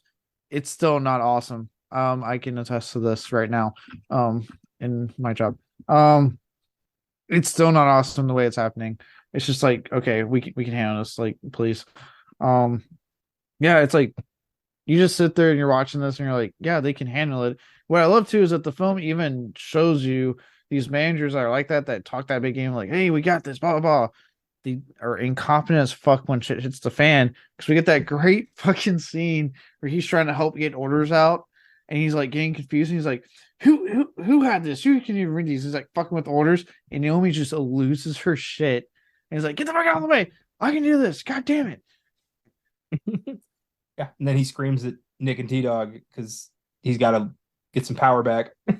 Yeah, because he got fucking put in his place by the worker who I know to put the thing in knows it by hand. Because like also in the movie, it's established that these right, for all their fucking around and bullshit they do, they're good at what they do. Like you see a lot of them be able to take orders without even writing it down because they've been doing this so long. They just I've seen it in real life when I've gone to places where waiters can just like you tell them and they just fucking get it without writing a thing down. It's beyond impressive, actually, and honestly. And they know what the fuck they're doing. And the last thing they need is an incompetent fucking manager getting in their way. Like, look, it's okay if you're the manager, you can't do that anymore. Be useful somewhere else, though. Find a way to be useful. Yeah. If anything, that movie taught me Naomi should absolutely be the manager of this place. Yeah, because she knows how to get shit done. And apparently she's just she would have to work on her anger issue, but as Bishop learned, don't bring that up. Yeah. Well, they all, all the wait staff respects her. Like, she's one of them. She knows how the place operates. She can use that anger for good. Like, she should be running that place. Oh, yeah. I still laugh at that scene when Bishop's like, Naomi, I've been thinking about your anger and how to solve it. And he goes, I do that for you. And he's like, oh, really? You would do that for me? Yeah. He goes, man, Bishop, that's really nice.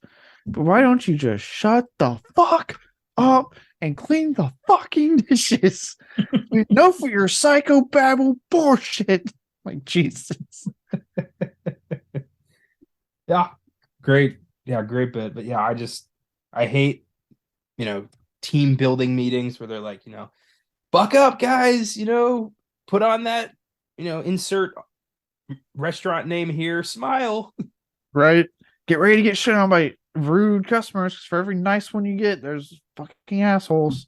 Whoever coined the term, the customer is always right, should be drawn and quartered. Yeah, that person is a horrendous human being. The customer is not always right. And I think I absolutely stand by, and I say this because I am nice when I go. I am not rude to the wait staff or any food person I deal with. I'm always nice and respectful because they deserve that. So I stand by the fact that they should absolutely be allowed to put you in your place. Yeah, we're all people. We're all, just doing our thing. Like, why?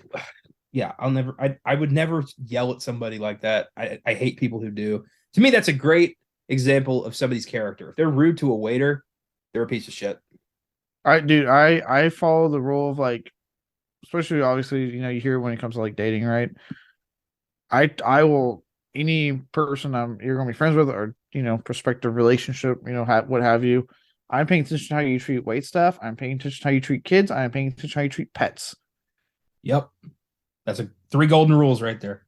Yep, that for me, especially as someone, I don't have kids of my own. I've been blessed, recently this year with being an uncle for the first time, so I have that going for me. You were gonna say, like, I've been lucky thus far. I don't have kids. I thought that's where you were going. Blessed. I mean, no offense to those of you who have kids, but come on. I am 30 and loving life, kidless. Just saying. But as someone who does have pets, I got a dog and a cat.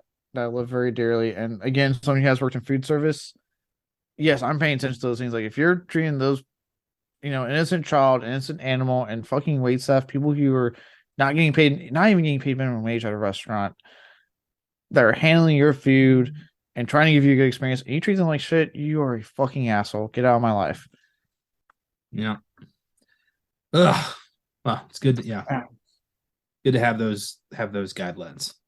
Yeah, look, I gotta have guidelines somewhere. I don't have a lot. I have somewhere. Ah, now thinking of that date, of talking about dating and my guidelines for how I follow when it comes to people. It's a great segue to my line, which comes from Ryan Reynolds, actually. Look, I'll say right now, Ryan Reynolds is not as funny as he is in this movie. He's the person you don't actually want to be friends with in real life. And this is one of the reasons why.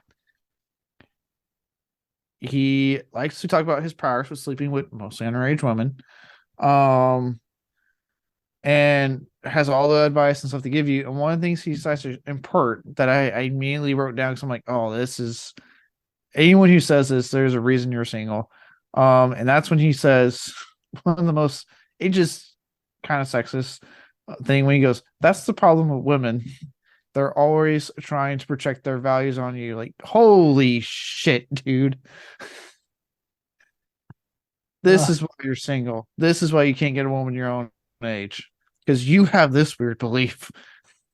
Are we surprised that the guy who's openly fucking teenagers does not have the best thoughts on women? I mean, yeah, he's just gross. Yeah. Like, look, if you're that person saying something like this, I don't feel bad for you being single one bit. You deserve it. Because if you truly believe that any woman that you are being friends with, dating, what have you, or even dude, 2022, significant other in general, they're trying to project stuff on their values onto you. No, no. And even then, a point of a relationship should be, hey, you do maybe take some good things from your partner that you maybe didn't think of. You know what I mean? That's just a good fucking relationship. Yeah, I think every relationship you have, whether it's with family, friends, romantic, you should take a little something from that person and add it to yourself. People, it's a give and take. Every relationship is a give and take. If you're getting nothing and you're taking nothing and you're just remaining the stubborn piece of shit that you are your whole life, if you have no growth as a human being, seek help. Yeah. Look, if you're a guy like Monty, and you clearly probably don't cook for yourself or bother with cleaning because those are womanly things to do. Again, if you're a guy like Monty, not me, guy like Monty. And then let's say you start dating and she's bitching at you to do your own laundry and clean the fucking house and help with dishes. It's not her projecting her values on you. It's her trying not for you to actually be a self-sufficient fucking human being. Yeah. Yeah. A relationship is not, she's not your mommy. Like, it's you as a grown ass human being and the other person as a grown ass human being grown ass human beings together. Yes. And the reason I use that example is because that's an arcing. When a guy especially says something like that, there's a good chance they believe in traditional gender roles to a very big extreme. Traditional gender roles can go straight to fucking hell. All of that bullshit means nothing. I know. I'm just saying, based off that line, that line tells me if it was a guy in real life, obviously this is a character. I doubt Ryan Reynolds believes any of this shit because it seems him and Blake Lively have a great marriage. But based off like that line and people I have met in real life and things like that, it's not surprising if they're having issues dating women. That's why they date people way huge age gaps usually, and they're not the most self-sufficient dudes out there. Now, yeah, I think So Ryan Reynolds is the secret villain of waiting. The more we look into him, the more we're like, this guy's a monster.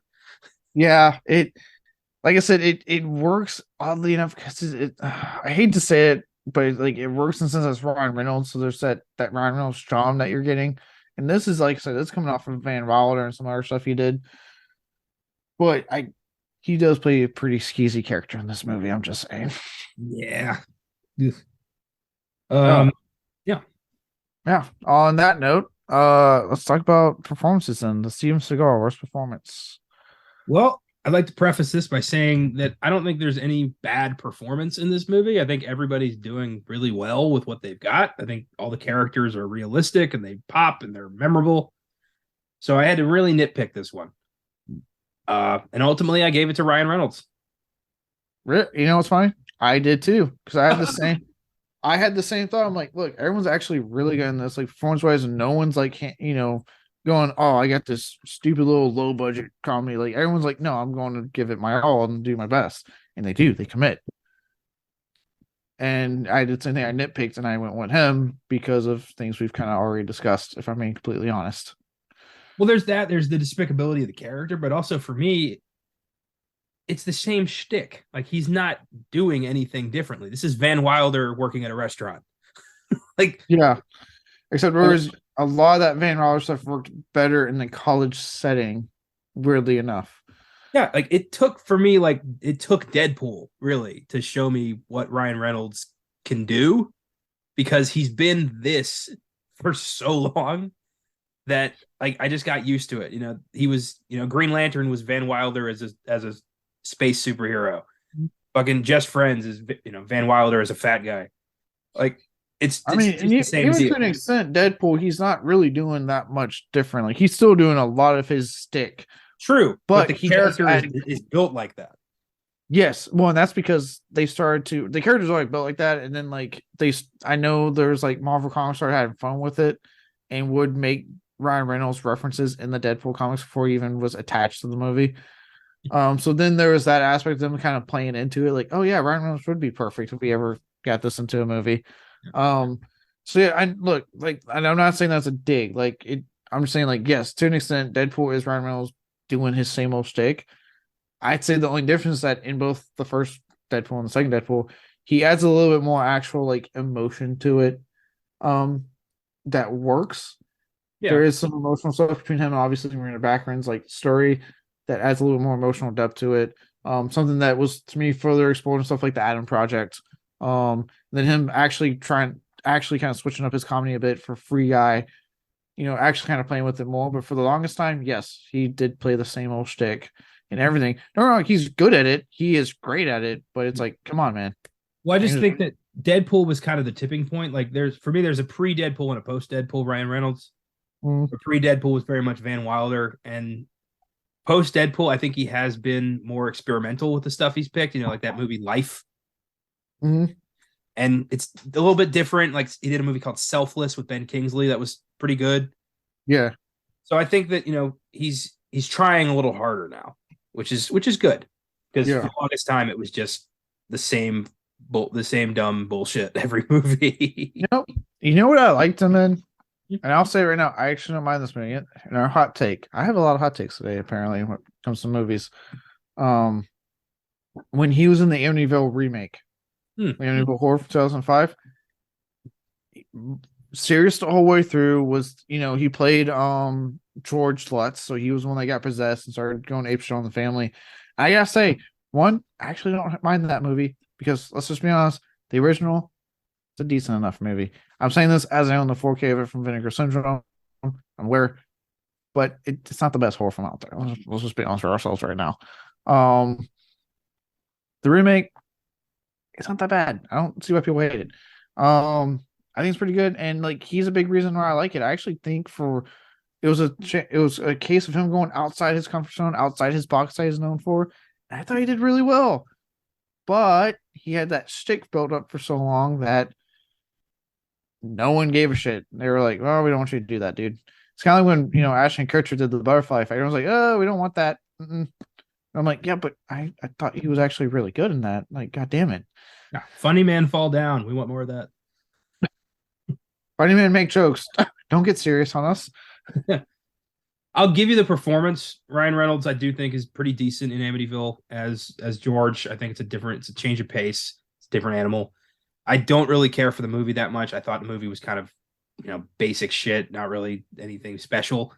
Then again, I also think that about the first movie. Like, it's a cool enough story. I think the book is creepier than the movies have ever been. Probably all I think bullshit. if we're being honest, like the whole thing is more famous for if it's real or not than any of the actual content. Yeah. Um, no, I understand that when it comes to that remake, I'm kind of on an island with that one. I'm like, I just watch it at the right time. Because when I was like, seeing Venom Brothers, seeing this, I was like, oh, Ryan Reynolds, what's this?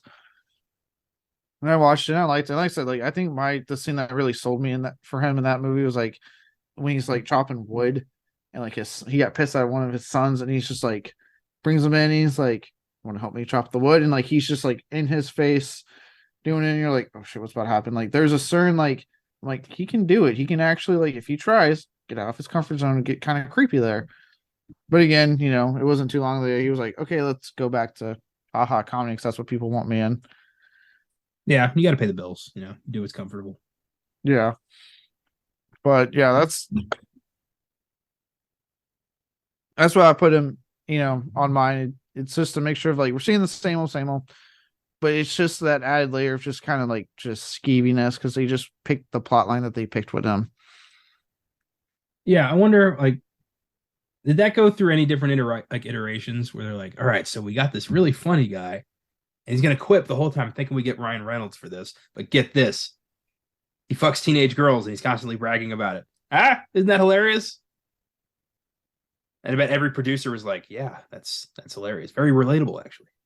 Yeah, instead of like you said, doing something like what your ideal, or maybe focusing on him and Anna Faris's whatever that was relationship. Or just make the like you said, just make the girls 18.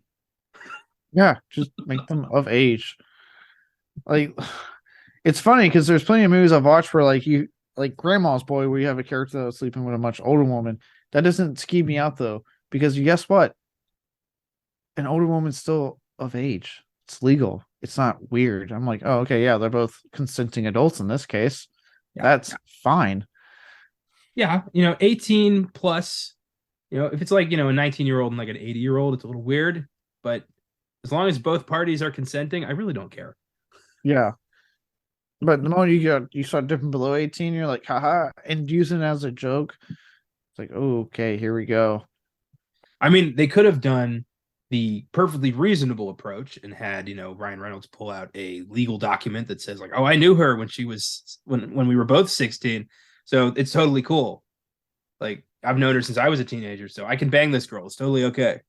Romeo and Juliet law. Thanks a lot. Fucking Transformers and Michael Bay, and apparently Texas, if that law does indeed exist. I think it does. I will never understand why that took so much screen time away from the big robots in Transformers: Age of Extinction. Because it's Michael Bay directing Transformers. And apparently a state that's a-okay with that. Hey, as long as Texas has its guns, right? I gotta get the Speaking of which, the Michael Bay. Yes. Worst Yeah, filmmaking decision. I was not intending that transition, but hey, make. I had to take it because I was like, I think we both agreed with Ryan Reynolds, unless you have more to say about why you picked him for worst performance. I do not, but he does play into my Michael Bay award. I have a feeling yours too. I have a feeling we're about to really match up on this one. Yep. Why did anybody think it was a good idea to make Ryan Reynolds a statutory rapist in this movie? Yeah, that was mine. Pretty much like same thing. I just heard it like having the entire storyline dedicated to, him sleeping with an underage woman. Like, yeah, that was one thing that I forgot about because I hadn't seen this in a while. So I was like, oh yeah, let's put this on a show. I remember really liking this movie. I was like, so funny, so funny. And then I was like, oh shit, he sleeps with underage girls. And I'm watching, I was like, oh no, oh my god, this is a plot line. Oh no. I know. I kept thinking like this could have been a filmgasm. This isn't that bad, and then that happened, and I'm like, nope, it's on the right show. This is where we put Hollywood's embarrassments. Welcome to the club. Welcome to the club. Yeah, it's like and no one. It's like I couldn't find. No one like was like had a moment like, hey, wait a minute, because this is not like a Michael Bay film or Scorsese. You can say this is a fucking up and coming first time art director. No one was like, hey man, why are we doing this? Why are we having this storyline? Like, can we like rework this storyline? Weird that Reynolds didn't say something like, hey man, do I have to play it this way? Yeah, like you would think, like, again, based off what I've heard he's a pretty, like, I've heard a lot of great things about Ryan Reynolds, if I'm being honest, from from people. I'm surprised he didn't like say anything, unless he did and they just shot it down, because he was, like, again, not really necessarily like Ryan Reynolds like he is now. It's true. No, he wasn't a $1 billion box office guy yet. He was literally the guy who did Van Wilder, and that was like it. Yeah, just a weird cloud hanging over this movie of, like, you got the homophobia over here, but then this much bigger cloud of statutory rape. It's just like, why is this here? Yeah. I'm like, look, I hate to say it, but early 2000s comedy, kind of expect the homophobia. I'm like, well, that's an expected cloud. Like, That's let's a just be rainy honest day you for, get your jacket for, because you're like, it's probably going to rain today. I know what yeah. I'm in. Like any 2000s and earlier comedy, there's a good chance that's going to be in the movie. Like, you should just know that's probably going to happen. But then the movie goes, also, by the way, in case you were wondering, there's also statutory rape plotline for the whole hour and a half. And you're like, wait a minute. Whoa, whoa, whoa, whoa, whoa, whoa. But I don't forget the one cloud that I'm expecting. Why did you do this? Why did you add the bigger second one? I prepared for rain, not fucking hail. What is wrong with you? You bastard. Ugh. Yeah. Oh.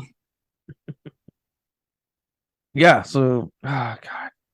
That yeah, just a weird decision. Just a weird decision that this film really commits to. And then when they try to do that thing at the end with, because he tries to sleep with the hostess all the time. Hostess is supposed to be a teenager.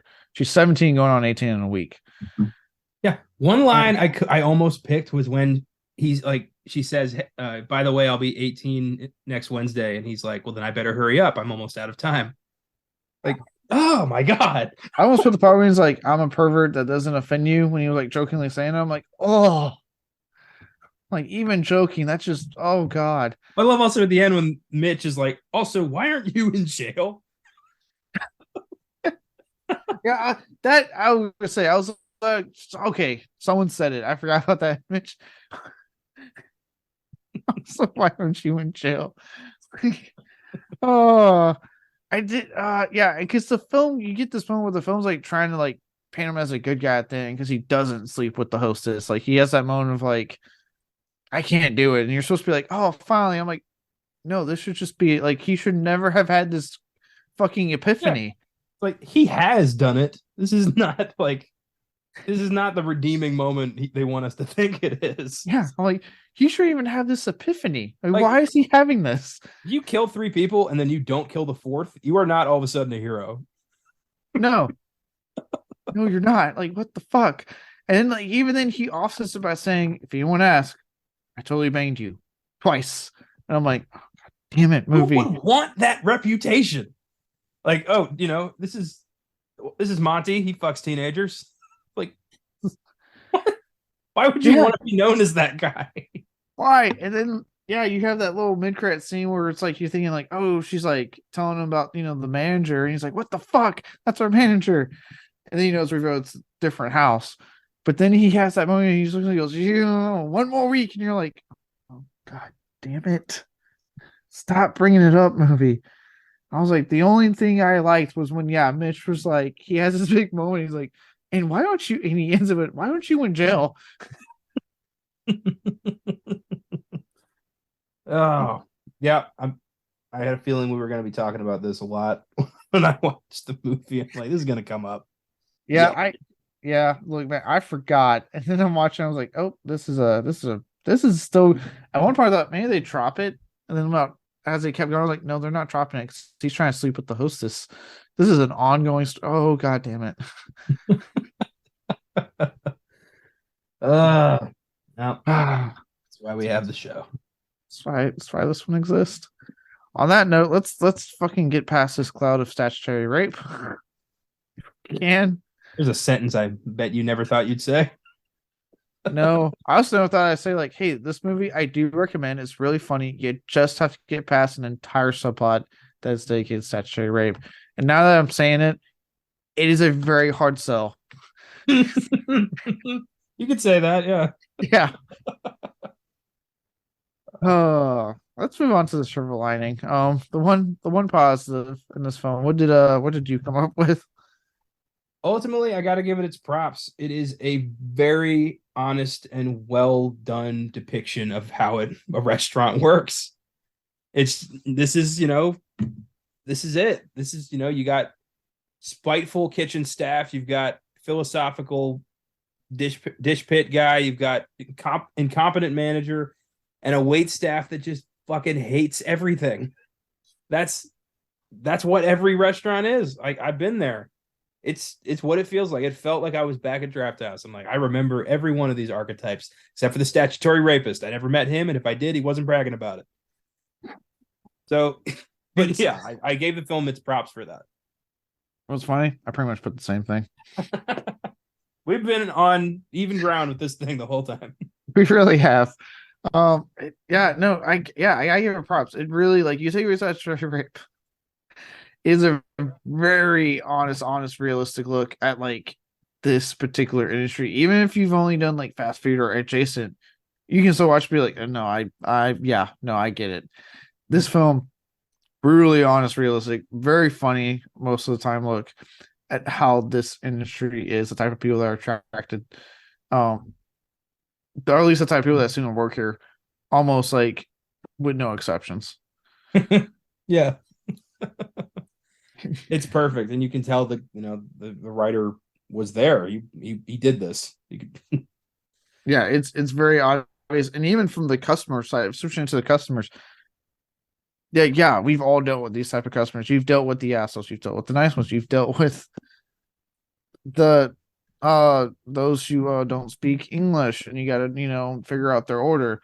Even at Subway, we had I would have Indians, not like actual Indians, come in to order food, and sometimes they didn't speak English, so they would have to like get creative with how they told me. A lot of times it was like pointing at what they wanted. But you get creative because you got to figure it out, right? Hey, at the end of the day, they want food as like anyone else, and we're gonna work through this together, bud. Tell me, let's figure this out. How am I gonna get you the food you want and make you happy? Hopefully, there's them. There's the hick dude who doesn't give a shit about you. There's the guy who thinks the steakhouse guy who's like they're on a business lunch. Like it's all the same. Even to the point of having the much talked about Chet. There we go. Throughout the movie, show up and obviously it hasn't happened to everyone that works in food, but it's happened to plenty of people. It fucking sucks when you have that guy that you knew from high school, you knew from college, that comes into your restaurant and sees you, and they got a fucking better job. Usually, they're super successful, and you can just tell they're judging you. And they do the same shit Chet does. So come in and be like, "Hey, how you doing?" And as soon as you try to tell them, they all of a sudden like, "Hey, can I get more water?" Like, it's all a facade. It's just be like, because deep down they're looking like, "Oh, you still work here? This is your life right now." It kind of happened to me. We have been there. One time at Draft House, I went into the bathroom and my college roommate was there. My freshman year college roommate was there, Matt, and he was nice, but like it was a weird interaction. He was like, "Connor," I'm like, "Matt." He's like, "What are you doing here?" And I'm like, "I work here." And he's like, "Oh, nice to see you." Like it was like, okay, yeah. Usually it's nice. Most people are understandable, but it hasn't happened to me, but I know people like it. It's happened to where you were in person that it's like it's very clear how they're acting like they don't actually care about what you've been up to. They're just sitting there going like, "Oh man, you still work here. I got this better, nicer job." Well, yeah, in times like that, I'm reminded that not everybody's life goes at the same pace. Success is measured differently by everybody, and some people aren't there yet. Some people are very far ahead. Some people will get there in their own due time. Yeah, exactly. And like, hey, if you ever have a chat, if you're working a food service or even retail, I'll extend it out to retail as well. And you have that chat that comes in and tries to pull that shit. Just remember that, hey, it's temporary. You will have your moment one day. And also remember, you're the one serving their food, so do with that information what you want. Exactly. serving their food. You're technically, they don't know it, but you're in charge. Nice. On that nice note,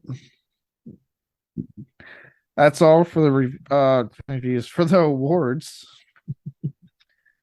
Now to move on to the reviews and find out what's in the box.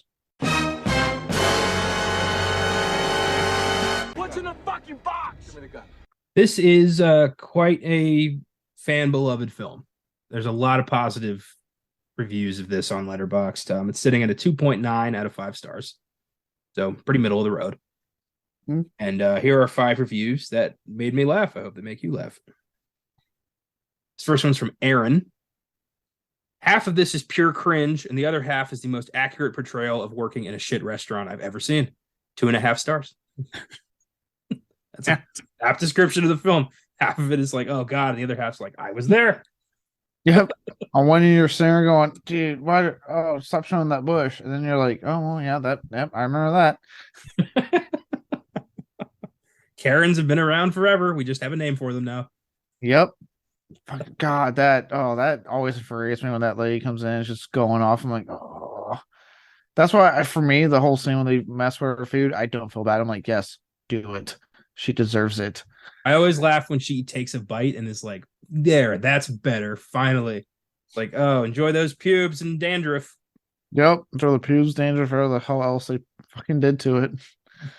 Oh, God. This next one's from Zara Gwen. Someone basically tells Dane Cook that they hope he burns in hell, and I have never related to anybody more.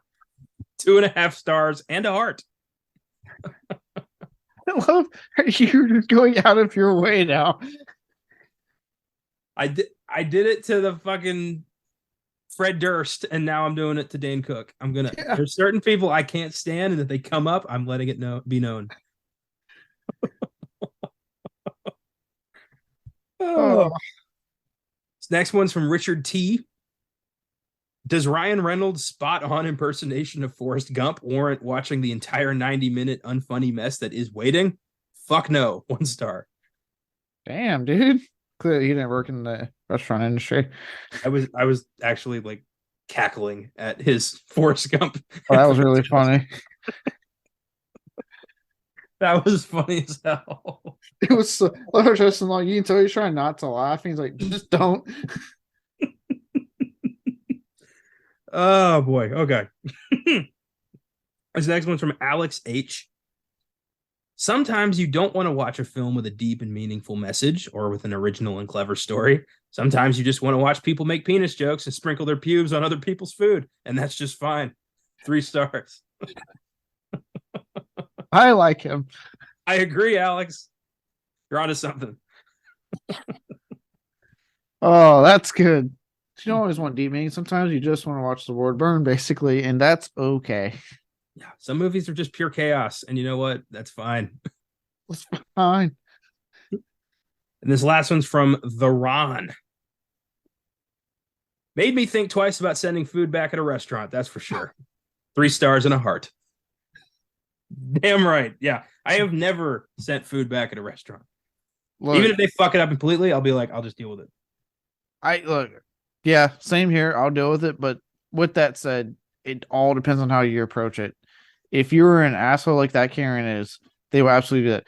If you're nice and be like, hey, look, I ordered this, it didn't come out right. Like if you're reasonable with these people, 9 times out of 10, they don't mind. They will understand. Yeah. It's all about the approach. Be nice to people, and they'll probably be nice to you. Right. Guess what? If it's a busy rush, maybe your fries are fucking, or your veggies or whatever, something's cold, and you're like, hey, look, don't want to be a bother. This came out cold. 9 times out of 10, they won't get that mad. They'll be like, hey, all bad, we'll fix it for you if that's okay. Then they move on. There's nothing wrong. Now, if you're an asshole, like, rice is cold, you can't do your job. Yeah, you're probably going to get some shit added to your food. Yeah, you're getting special sauce and not the one that's on the menu. Yeah, so now with that said, am I one of those that, like, if it's messed up, I'll eat? Yeah, it's just who I am as a person. I'm just like, I don't want to deal with it. I've scraped shit off my burger many times. Yeah. Yeah. Just- I've never been one to be like, I said no onions. I'm like, I'll just take it off. It's fine. Yeah. I don't, life's too short. I don't care. I'll eat it. Yeah. But if you're one of those, that's all I'm saying is like, hey, just be respectful with your approach. And that applies to every interaction you have with people. Just, a little respect goes a long way. Yeah. For example, I was telling you about for record, I have this little thing where since I've been to a lot of concerts, I've acquired clothing for the concerts I have attended. So I have the one when I went to with you for Rage Against the Machine, the one you got me for seeing Goblin live, and I got it on Grar's website because I saw them with Josh to get a shirt or medium. Came, get delivered small.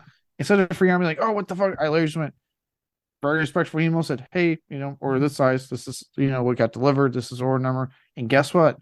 Because of that, and a super respectful transaction the whole way through of, oh, hey, our bad. Send us some pictures. We'll take care of it. I did that. Next thing you know, hey, we're taking care of it. You'll get an email notification when it ships. Look at that. All it took was a little fucking respect, not being like, what the fuck? Like, hey, like this is what happened, like is this fixable, or whatever. And bada bing, bada boom. Yeah. After I left Draft House, I got a job working tech support at Hulu, and I've never been more berated by assholes in my life. I didn't make it 3 months in that job before it was viciously damaging my mental health, and I had to get the hell out of there. Yeah, oh god. Yeah. It is amazing. It's like people don't realize, like, if you're just nice, like 9 times out of 10, people are willing to help you. Now, yes, there is sometimes the exception where you might catch the worker on a bad day. That worker might just be an asshole, and now even though you're trying to be respectful, they're being an asshole. It's happened to me. I've been on the phone plenty of times where I'm trying to be respectful. It happened actually with a money thing I was dealing with the state of Texas. I don't want to get too into details on the podcast, but basically I had a call about getting my address changed on something, and I was trying to figure out who to call because they could not, just it being government, I just couldn't get a fucking number. I called one lady, literally rude as shit to me on the phone. I could barely get a name, hurried up and said all this shit, and then before I could get any clarification on what she fucking told me, she hung up on me. I was fuming because I wasn't rude. I was just trying to get an answer to my question. I ended up finding the person in charge, wrote a letter. I got fucking furious. Wrote a letter explaining what happened, mailed off. Next, 2 weeks later, I get a phone call going, okay, Mr. Leger, we're so sorry about what happened. What? Yeah, unfortunately, I didn't have a name for the person that did this to me. So, I couldn't fucking really get my revenge like I wanted. Yeah. But, yeah, I know people got yelled at because of that letter, and I'm like, good, because fuck that. I wasn't being a dick. I just got bitched at for no reason. I am a firm believer in try not to start anything, but always finish it. Yeah. Somebody don't bitch, but if somebody bitches at you, rip them a new one. Yeah. In that case, I was like, hey, look, I literally am just asking a question that does kind of involve your job to answer. So what the hell? Yeah. I recently got scammed by a Mexican restaurant.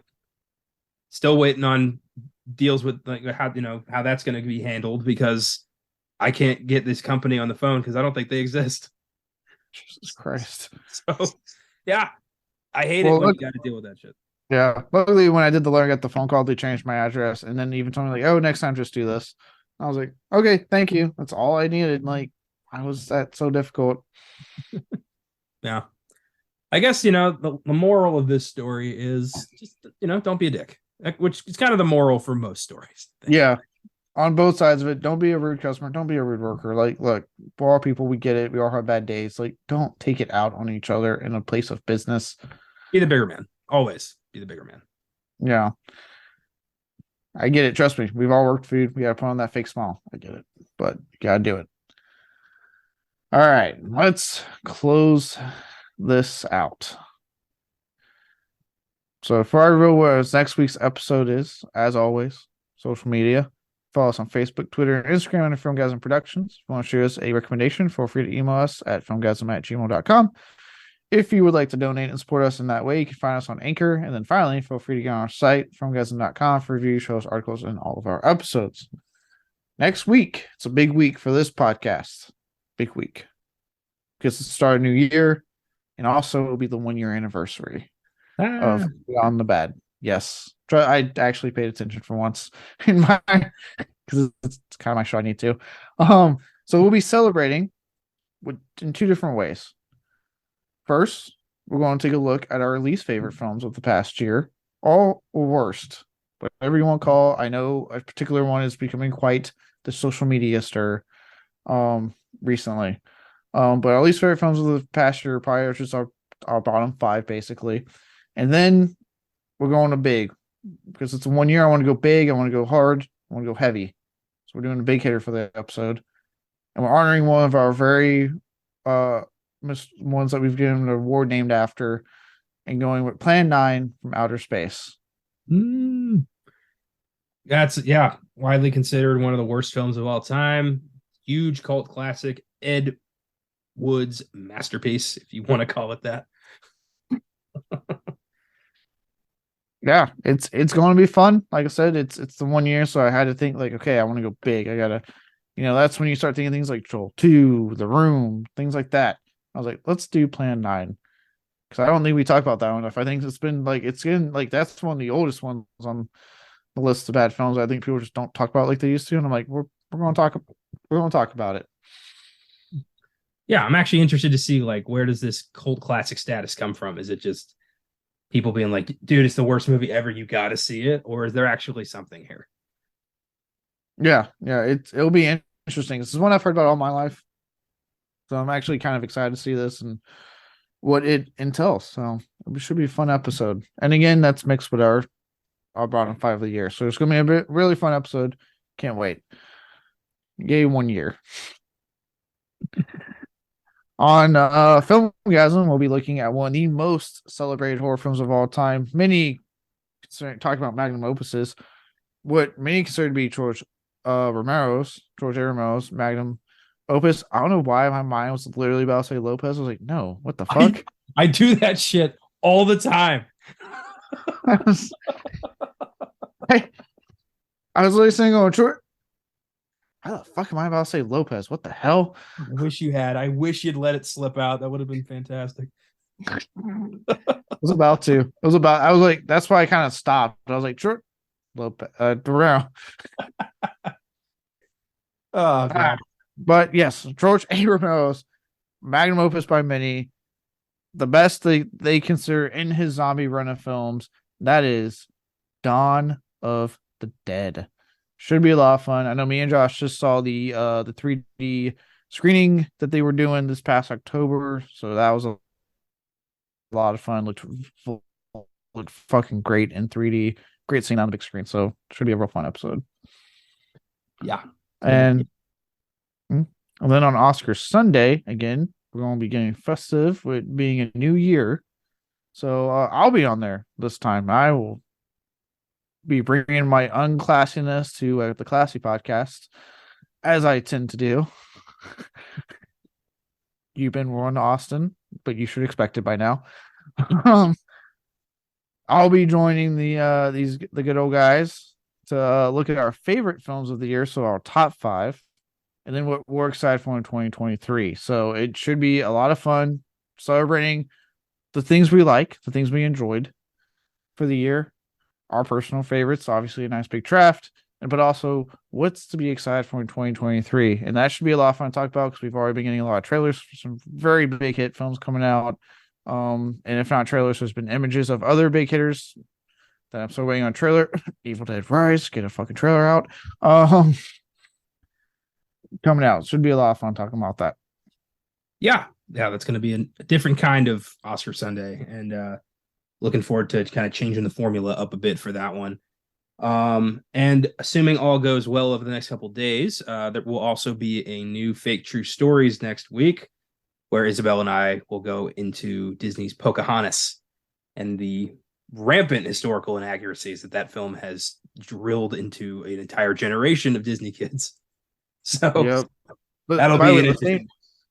The same Disney, I should point out, that had zero issues being amazingly historically inaccurate, but now goes out of its way to constantly say they have the first gay teenager, first gay couple, first gay this and that in their movies. It's like, all right, so look, you can't have your cake and eat it too, Disney. Like, come on here. Yeah, we're going to talk about that. We're going to talk about Disney's hypocrisy that they've always. Yeah, I'll save it, but it's going to be a beefy one. Yeah, it should be. They're kind of going through a lot too, because Chapek got kicked out. Eyzaguirre came back to run Disney. That's right. Yeah, I heard about that. Yeah. Ouch. Never a good sign when you got to fire the new guy and get the old guy back.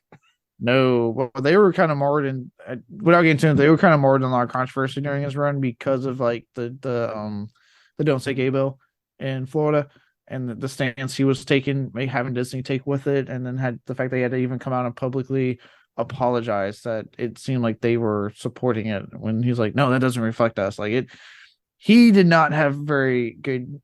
It was kind of becoming apparent he wasn't maybe the best person to be put in charge, and was more about bringing things going backwards to forward with progress.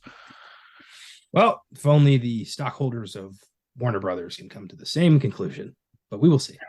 Yeah, right. It's like, yeah, can we do the same thing with Warner Brothers right now?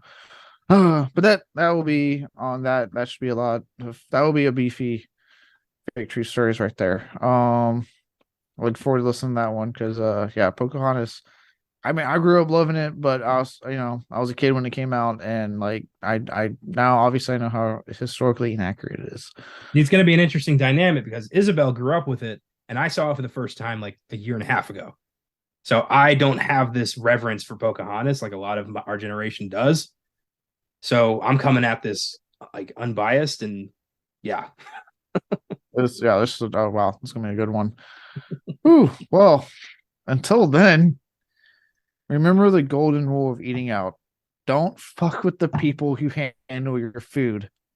See y'all next week on Beyond Bad.